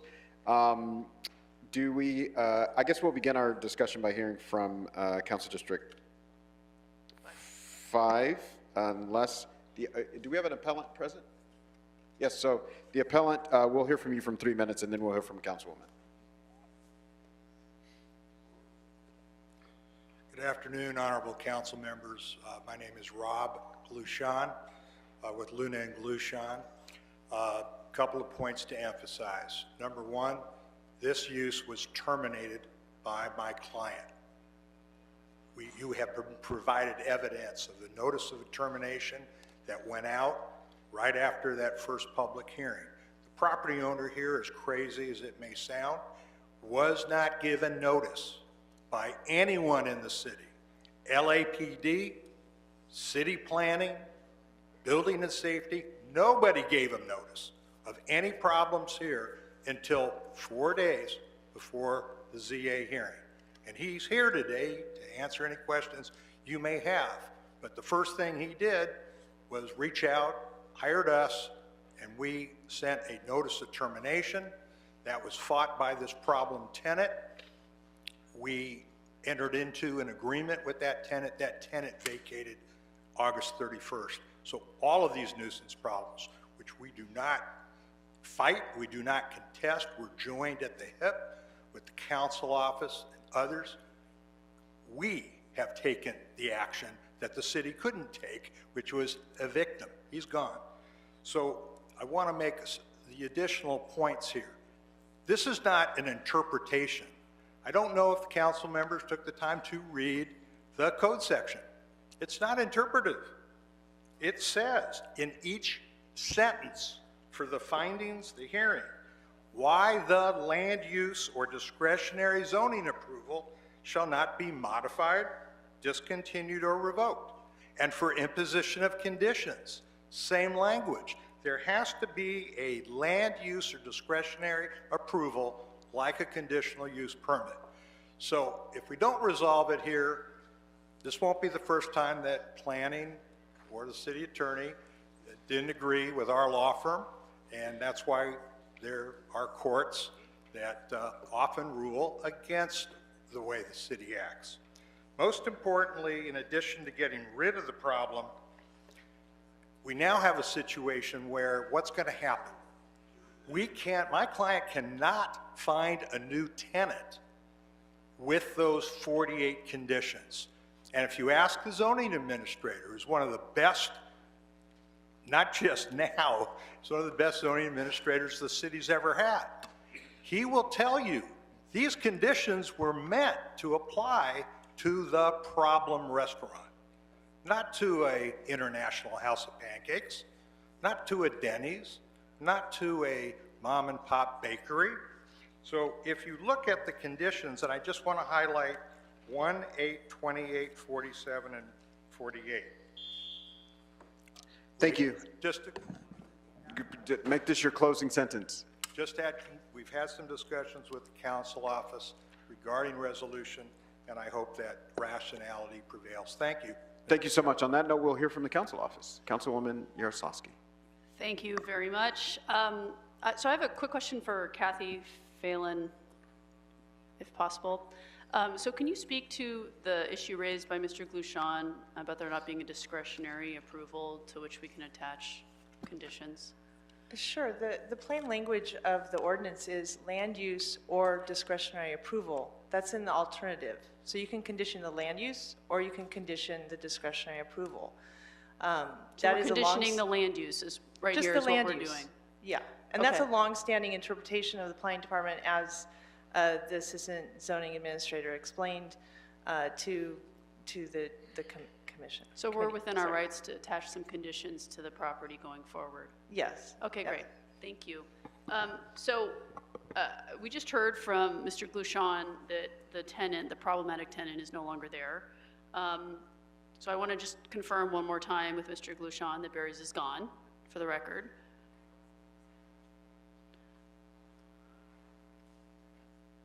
Yes, and there's evidence with pictures that as of September 1st, it's empty. Okay, thank you, sir. So needless to say, based on a long list of violations and public safety concerns at the property, I'm very glad that the former tenant is no longer operating at that site. I'm going to ask that we deny the appeal. And that being said, though, given that the applicant has stated that the problem tenant's lease is now terminated, I'd like to request the planning department to amend a couple of the conditions that were placed on this property to ensure that the space doesn't become difficult to lease out based on conditions intended to be imposed against the problematic tenant that isn't there anymore. So I have three proposed conditions that I'd like that we amend. So I'd like to amend the plan approval requirement to extend the time requirement to 12 to 18 months from the 8 to 12 months that is currently listed, to give them a little bit more time to come back for plan approval. That's condition 1. Condition 8, I ask that we extend the hours of operation to begin at 7 a.m. instead of 11 a.m. for all weekdays and weekends to provide a little more flexibility. And condition number 28, I'd ask that we amend the state licensed security guard requirement to begin at 9 p.m. instead of 8 p.m. to give a little more flexibility. Good afternoon. This is Charlie Roush, Chief Zoning Administrator on this case. I would just ask on your first item that it be 12 to 18 months from occupancy so that we have an opportunity for them to have a person go in there and not be stuck immediately with a... 12 to 18 months from occupancy, please. Yeah. Thank you. All right. So the Councilwoman Yaroslavsky has made a motion. I'll second it if we can read specific instructions and call them into the roll.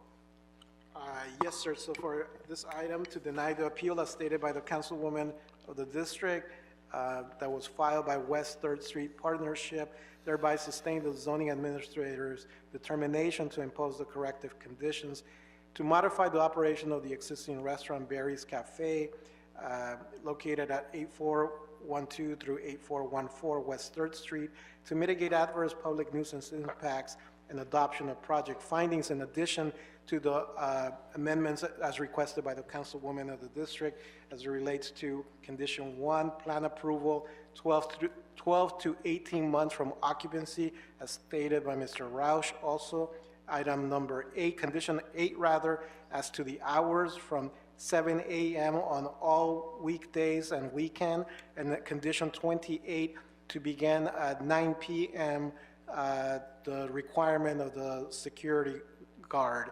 I will call the roll. Mr. Harris Dawson? Yes. Mr. Lee? Aye. Ms. Jaroslawski? Yes. Ms. Padilla? Yes. Ms. Hutt? Yes. That's 5 ayes and unanimous, sir. Thank you so much. And I see our friends from LAPD got here. I think we moved in the way you would have recommended, but thank you for coming through. That takes us to our next item, number 12. I'm sorry, number 17? 17, sir. Yes, item 17 is located in CD5. It's a categorical exemption from CEQA. Related findings, a report from the Planning Commission, an appeal filed by Stephen Carbone and Michelle Carbone. They're challenging the environmental clearance, the categorical exemption from CEQA, and the 4 land use entitlements as denoted on the agenda for the construction of a new multifamily dwelling with 11 dwelling units, 2 set aside for very low-income households. We have a report from Department of City Planning. Good afternoon, council members. My name is Kevin Fulton from City Planning. Item 17 is an appeal of a conditional use permit, density bonus, project permit compliance review, and a CEQA categorical exemption for a project located at 10756 West Wilkins Avenue in the Westwood Community Plan area. The project involves the demolition of a single-family dwelling and the construction of a new 5-story, 11-unit multifamily dwelling, including 2 very low-income units over 1 subterranean parking level with 7 parking spaces. The appellant contends that the city improperly approved the project permit compliance review because development incentives from the city's transit-oriented communities guidelines cannot supersede regulations from the Westwood Community Multifamily Specific Plan. They did not challenge any of the other findings made by the City Planning Commission. Staff submitted a letter to the file dated September 11th, 2024, which addresses each appeal point. Staff recommends that the Plum Committee deny the appeal and sustain the City Planning Commission's decision to approve the project.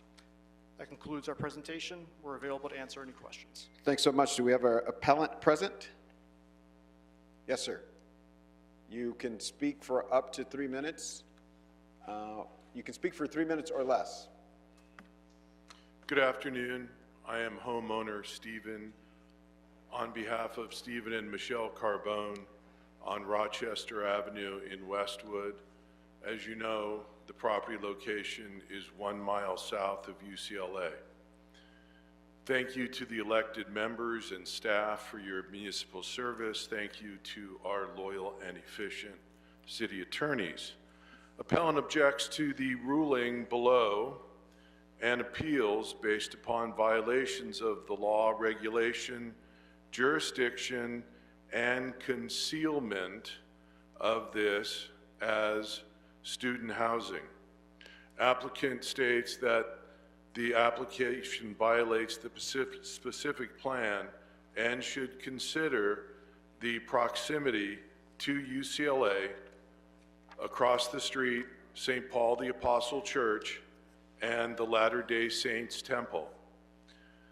While the appellant is not an adjacent landowner, we raise jurisdiction as this is an impermissible remote rezoning, and it infers standing upon the appellant, denying proper jurisdiction at this time. We note the defects by the agency and the legislature, and the council should take a stand on this property. Thank you for your gracious attention and service, and appellant encourages the applicant to develop a different parcel. Thank you so much. Now we'll hear from the applicant. We have a representative of the applicant present. Honorable Commissioners, thank you for your time. Daniel Lahadin with Noor Development Consulting. It's interesting that the appellant was notably absent throughout the 5 or so public hearings that we've had up to this point, numerous times to reach out.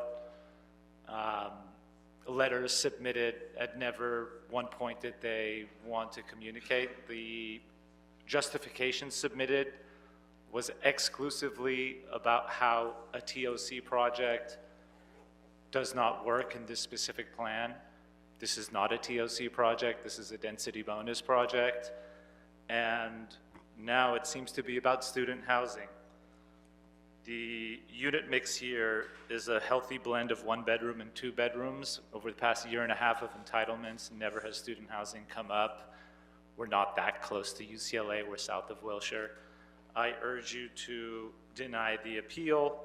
And I do want to commend Council District 5 because the church was quite vocal throughout the process about some of the traffic issues, and they used their resources to install some speed humps recently, and I think that has gone a long way, and I just want to take this moment to commend Ms. Yaroslavsky for doing that. That concludes my time. Thank you. Thank you so much. Now we'll hear from Councilwoman Yaroslavsky. Thank you very much, Chair. So colleagues, our office has been closely monitoring this project for a while now. We've been engaged in discussions with the applicant to mitigate the impacts to the community, particularly, as the applicant noted, the intersection at Wilkins, Selby, and Ohio. It's right across the street from a church and a school. Despite the fact that a formal review by DOT wasn't required of the project, we promised the community that we would collaborate with DOT, which we did, to implement effective traffic safety enforcements for the intersection. So we installed speed humps with our own money, now installed at the intersection. You know, I just want to say this because there's been some confusion, particularly in my district, but probably everywhere, about our discretion around different kinds of projects. So this is actually a state density bonus project. And as such, we have very little discretion to say no. The appellant's argument that this is a TOC project and that it conflicts with the specific plan just isn't true because it's actually a state density bonus project. It's confusing. There's a lot of different paradigms under which people can develop. And so people don't really understand that our local land use authority is very limited in the context of these state density bonus projects. So we can't deny this project.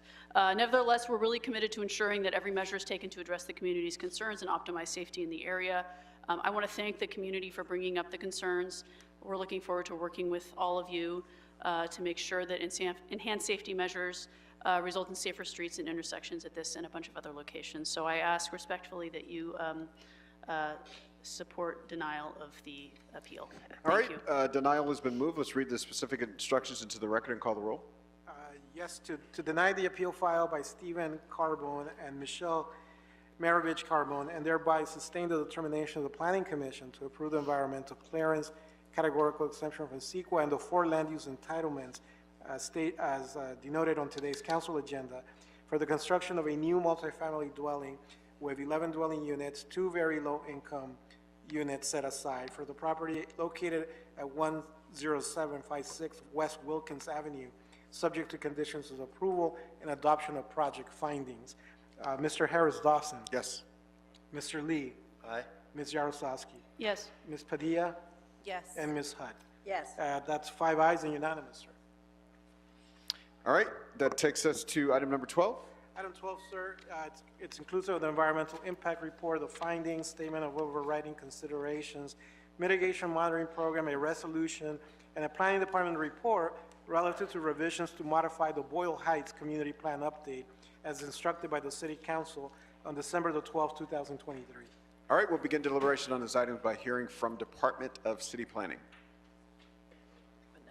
All right, good afternoon, council members. My name is Andy Pasillas, City Planner with the Los Angeles City Planning Department. Today I'll provide a quick overview of the Boyle Heights Community Plan Update, remind you about what the City Council approved last December, and lastly describe today's recommendations for the Plum Committee's consideration. Slide 2, the Boyle Heights Community Plan Update has been a multi-year process with input from individual stakeholders as well as many organizations. So as a reminder, the plan update focuses on 3 components: the policy document or plan text, the general plan land use map, and the Zoning and Boyle Heights Community Plan Implementation Overlay, or CPIO. Slide 3, one of the fundamental goals of any community plan update is to address future housing and employment growth by focusing growth near transit stations and corridors as a strategy to discourage the displacement of existing communities. As shown on the right, with the expansion of the hybrid industrial land uses in the areas near the LA River approved by the City Council in December 2023, the plan now accommodates over 38,000 new residents, 14,000 housing units, and 12,000 jobs. Slide 4. As shown on the map on the left, the plan does primarily target transit-served areas and corridors for future housing growth. And while existing lower-scale residential neighborhoods shown on the center map will also continue to allow for future housing opportunities, great care has really been taken to provide security for existing households and to limit potential displacement. As for jobs, employment growth is accommodated by allowing for continued growth in existing industrial districts throughout Boyle Heights, as shown on the right map. I'll also draw your attention to the hybrid industrial areas shown in burgundy color on the left and right maps, which are areas near the LA River where we're asking the Pumpkin City to consider today. Slide 5. Under the plan update, the majority of new housing produced will include affordable housing units. This has been achieved through the plan's base bonus system, which will replace today's TOC incentive program.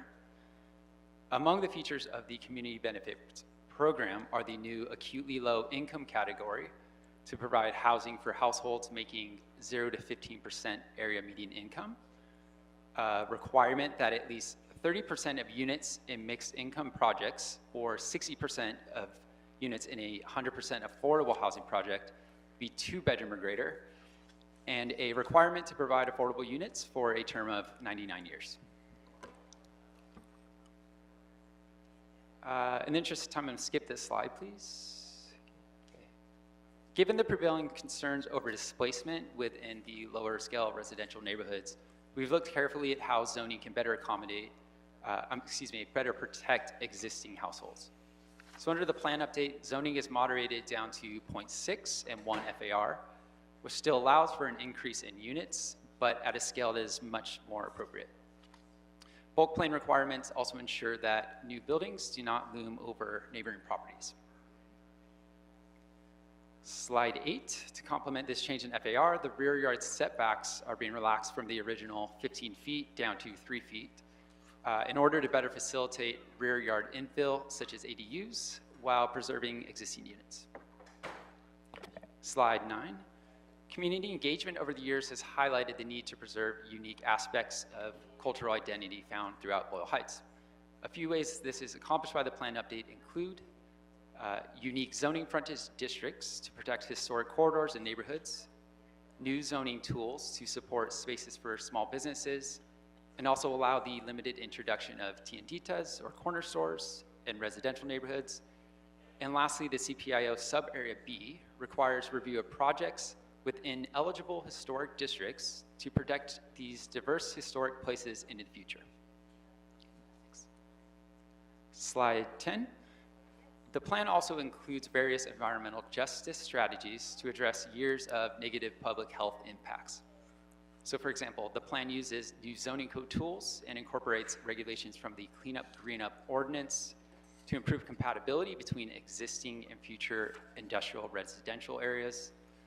Plan policies, new zoning regulations, and land use designations promote design elements that help counter urban heat island effects and improve air quality. The CPIO sub-area C requires that projects creating ground disturbance conduct soil analysis for lead and arsenic and mitigate if found. And finally, the plan update has new zoning that limits future auto-oriented uses to operate near freeways and in existing industrial areas. Slide 11. On December 12, 2023, the City Council approved a shift in land use designations from light industrial to hybrid industrial in areas adjacent to the LA River, which is shown here in the shift from light blue colored parcels on map 1 to the shift to burgundy colored parcels on map 2. Now, this change allows for housing, including inclusionary housing, and non-residential incentives, for example, the relocation of legacy small businesses within the river area, while also still allowing for light industrial uses that have tended to provide employment opportunities to local stakeholders. The December 2023 recommendation from Council was then presented to the CPC on January 11th, 2024, where the CPC ultimately recommended to maintain the light industrial land use designation for the majority of the river area, which is shown here in the shift back to light blue color parcels on map 3.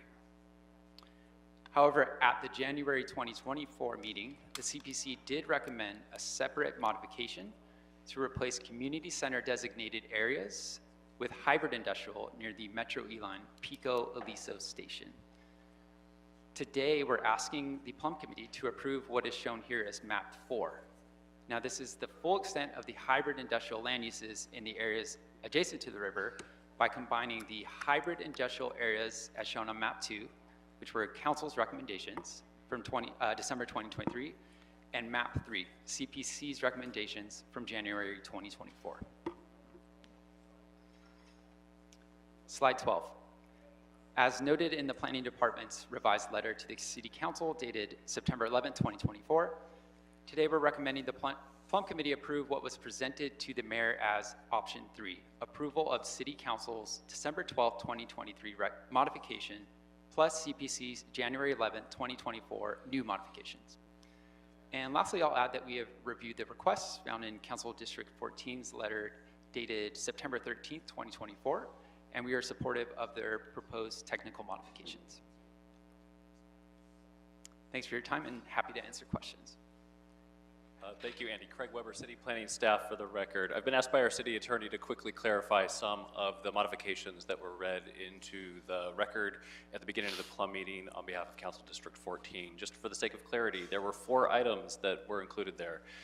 The first was a request for changes in the ordinances that have already been recommended to the city attorney for form and legality. One is to allow the application of Density District FA in instances in the IX6 zoning district where projects are receiving housing incentives or density bonuses within that area. Second is a request to relax the special lot line setback in form districts LM4 and LM5 from 15 feet to 10 feet. Third is to allow a reduction from 20% to 15% of lot amenity space for projects within the IX6 district that are receiving density bonuses in exchange for providing affordable housing. And fourth is a instruction to the Department of City Planning to provide a report in the future on how the housing incentives provided under the Boyle Heights Plan compare to more recently established density bonuses authorized under state law, as well as those forthcoming under the Housing Elements Implementation Ordinances. Thank you. All right, thank you for your report. Any comments from Council District 14?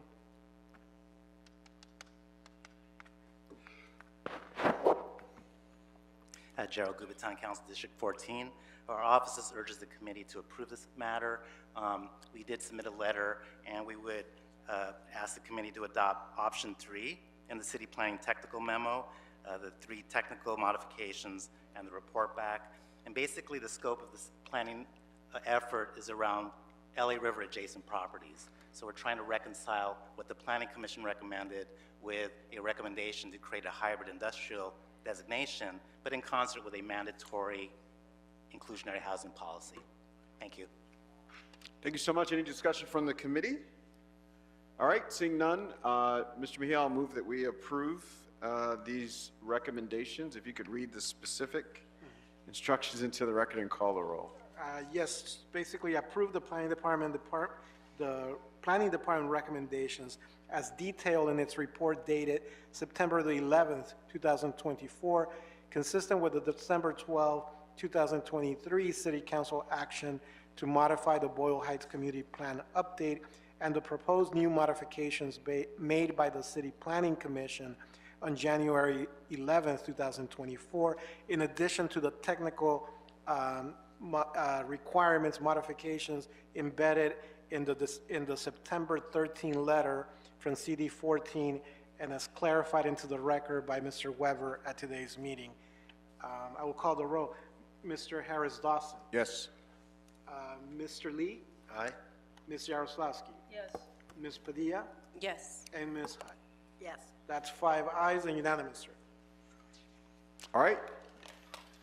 Takes us to item number 13. Yes, sir. Item 13, this is a previously certified environmental impact report and an addendum and a report from the Planning Commission relative to the approval of a conditional use permit to allow the construction of a new research facility located in CD 14, and an appeal filed by Felipe Casares, USC Forward. All right, we'll hear from Department of City Planning.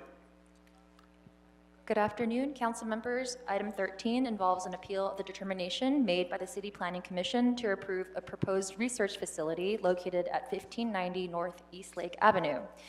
The project involves the construction of a new 7-story, 143.5 feet in height, multidiscipline research facility proposed to be developed on the westerly portion of the USC Health Sciences campus.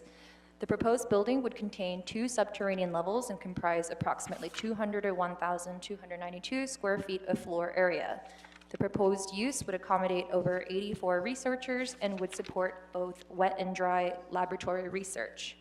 Planning submitted a response to the appeal in a letter to the council file dated August 14th, 2024.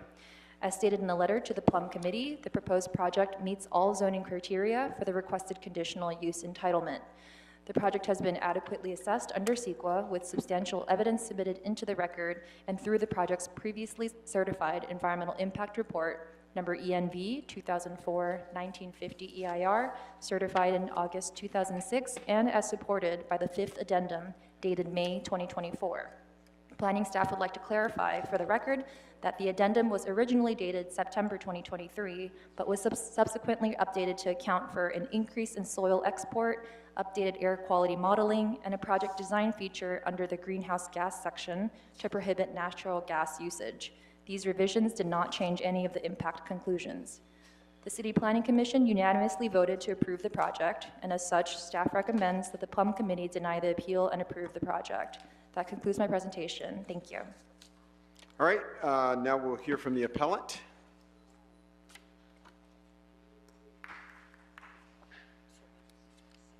Thank you, Honorable Plum Committee members. My name is Jordan. I'm here representing appellants. Respectfully, we disagree with the staff's recommendation, and we're asking this honorable body to grant the CUP and CEQA appeal because there is substantial evidence that USC has not analyzed and mitigated its unabated growth over the last 18 plus years.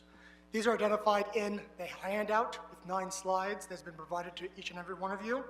I'm going to highlight some of the key points. 1, since 2005, USC enrollment has increased from 32,000 to about 49,000. It's 17,000 extra students, a trend going to 60,000 in 2030. You can see clearly graduate students and undergrad students are increasing. Second, this was not analyzed in any of the EIRs for the USC project. This level of growth was not analyzed in the Health Science Campus EIR, which is 2005, that assumed no growth. Those are the excerpts from the prior environmental review. Third, nor was this growth analyzed in the other major campus EIR, which is the 2011 at the University Park campus. There, they fundamentally assumed only 5,000 enrollment growth. Again, where's the 17,000? Wasn't analyzed. My 5th point is that this is important because CEQA requires a supplemental EIR when there's a substantial change in the project, circumstance, or new information. That's under the state law. 5th, instructive to Safe Berkeley. That's a 2020 case involving enrollment that was over 5-folds over the anticipated 1,600 students planned for a 15-year period. There, the court said the enrollment growth is a CEQA issue that needs to be analyzed and mitigated. Here, like that case, USC has increased its enrollment by 3-folds over the 18-year period. 6, on remand, or Save Berkeley 2, what did the university do? They did a supplemental EIR. They adopted mitigation, and it was consistent with SB 118. Here, none of that applies. This is nothing like that case where There's been no supplemental EIR. There's been no additional mitigation tied to that environmental analysis. The project here includes discretionary approvals, not just enrollment, and this is not a public university that has the limited remedies under SB 1818.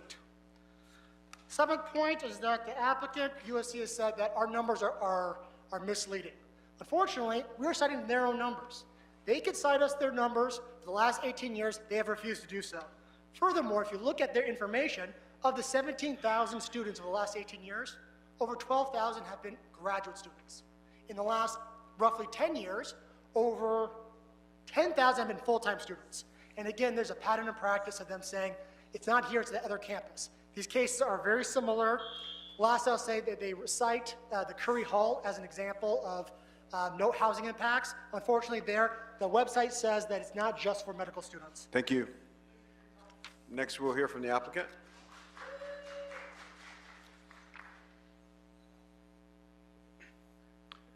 Good afternoon, honorable committee members. My name is Dale Goldsmith, a partner with the AGD law firm representing USC. I'm here with the entire USC team, including Sam Garrison, David Galaviz, and Brian Eck, all of whom are available for any questions you may have. I'd like to commend staff for a very thorough presentation and staff report. As Ms. Ahn explained, USC is seeking to develop the Discovery and Translation Hub, a multidiscipline cutting-edge research building on its property at the Health Science Campus. The project is dedicated to finding new treatments for Alzheimer's and other illnesses that are plaguing the community, and to improving health outcomes in the surrounding communities. USC Forward has filed an appeal of the CPC's unanimous approval of the project. They restate all of the arguments that the CPC rejected. Mr. Sisson reiterated them today, as set forth in the staff report and the expert technical responses from iStone Environmental, Gibson Transportation, and Cosmont. All of these arguments are meritless. The CPC did not err or abuse its discretion in approving the project. Therefore, we respectfully request that you deny the appeal and uphold the CPC's unanimous approval of this critically important project with the minor technical correction mentioned by staff and with the 2 additional conditions requested by Council District 14. I'm available for any questions you may have. Thank you. Good afternoon. My name is David Galaviz. I'm the USC Associate Vice President for Community and Local Government Partnerships, and it's an honor to be here today. I'm a proud product of the East Side, born and raised in Boyle Heights to an incredible single mother. I'm also the caregiver to a family member with dementia, and I know firsthand the immense health gaps and opportunities in our community. For too long, communities like ours have been overlooked and underserved. This hub is about helping real people and saving lives, and it's being developed in the middle of our campus. It's about ensuring world-class healthcare, and the future of medicine is reaching out to communities first. Over the past few years, we've partnered with hundreds of community members and organizations to incorporate their visions and input during every phase of the process. For example, 130 meetings in the East Side and South LA, over 70 letters of support representing thousands across the city, broad-based support evidenced by the large turnout at all previous City Planning Commission hearings and the support that attended today. Thank you for being here. No, they're not. Including Dr. Alberto Roman, the president of East LA Community College, who couldn't be here today, and we submitted his letter for the record. We work honestly to have open dialogue with all community members, including the opponents who filed the appeal. This input received from supporters informed our voluntary commitments, which include over $5 million in community investments, including expanding career opportunities and local hiring for community members of all skill levels. Before we close, we want to say thank you to our diverse coalition of supporters here today. From labor, small businesses, nonprofit leaders, and local parishes in the East Side and South LA, we appreciate their partnership. We look forward to ongoing dialogue both with the city council members and with the opponents going forward. Thank you for your time. Thank you so much. All right, do we have comments from Council District 14? Mr. Gubatan, working overtime today. Gerald Gubatan, Council District 14. We believe this proposed research hub represents a significant investment in multidisciplinary medical innovation. The research will focus on eliminating health disparities. It will advance health equity. The goal is to move science discoveries into practice to treat complex diseases such as diabetes, cancer, Alzheimer's disease, and heart disease.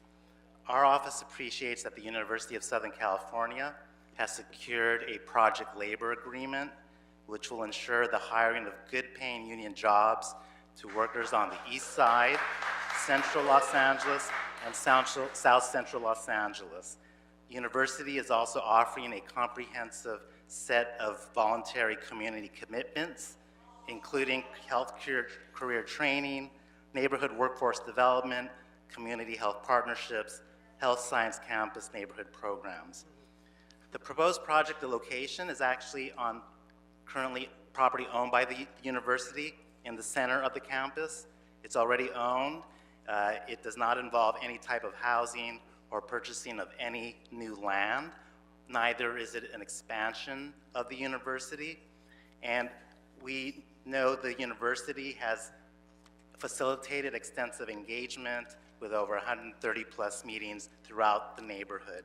So with that, our office would urge the committee to deny the appeal, sustain the decision of the City Planning Commission, and add the two conditions that we put forward, one relative to a parking study for the adjacent residential neighborhoods, and one relative to health education with a special focus on the Ramona Gardens public housing residents. Thank you. Thank you so much.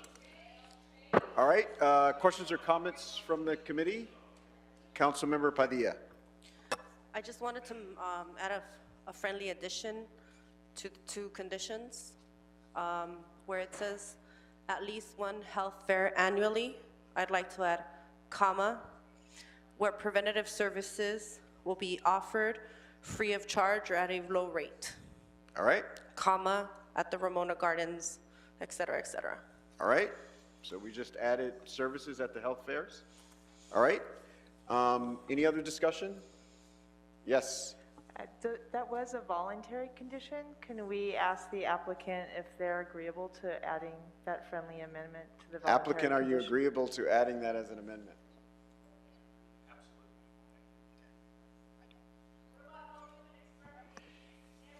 All right, so I'll ask you to be silent. This will be your first and last warning. Councilmember Yaroslavsky.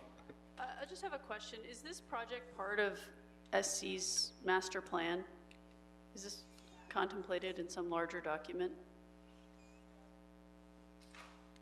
Planning, this is Esther On. Oh, there it is. Yes, it was contemplated in the EIR that I referenced that was certified in 2006, as it was envisioned to be part of the larger campus. So what you're saying is that the environmental impacts associated with this were analyzed in a larger master plan EIR? That's correct, yes, but there is a very thorough addendum that has been provided just to go through all of the different environmental categories and updated software modeling, everything, just to make sure that all of those categories still have no significant impact. Given that it was 18 years old. Okay, thank you. No more questions. All right, any other questions, comments? Mr. Lee, Ms. Hutt? All right, seeing none, I'll move that we deny the appeal, but I'll do so with comment because I think, you know, this is obviously a great project, a great aim, and USC is one of the great institutions for the city of LA. I represent the neighborhood around USC and conspicuously not USC, so I have close familiarity and good friendships with the folks at the university. That being said, I'm looking at these people standing up holding signs up who are all at the age where they're going to have to live with this project and the coming projects for the rest of their lives. And they raise concerns that I can identify with because I've seen some of the things they're talking about happen in the areas that I represent. And I think I commend USC for engaging in discussions even when it's difficult. And I just respectfully request, stay at the table, keep working at it. It does not have to go down the way it has gone down in other places. There are good models all over the country, which, you know, I've discussed with representatives of the university. So I think we have the opportunity to do it better and to, in fact, do it right here with this project. So with that, I'll make the motion and ask Mr. Mejia to call the roll. Yes, so for the record, sir, to deny the appeal, to include the two new conditions that were read into the record by CD 14, Also to include the additional language in the voluntary condition as requested by CD6 by the councilwoman relative to preventive services to be offered at Ramona Gardens. And for the record, to also memorialize the correction that was made to the date of the addendum to the EIR as corrected by city planning staff. I will call the roll. Mr. Harris Dawson? Yes. Mr. Lee? Aye. Ms. Yaroslavsky? Yes. Ms. Padilla? Aye. And Ms. Hutt? Yes. That's 5 ayes and unanimous, sir. All right, Mr. Mejia, can you confirm that that concludes our business for today? It does, sir. With that, we're adjourned. Thank you so much.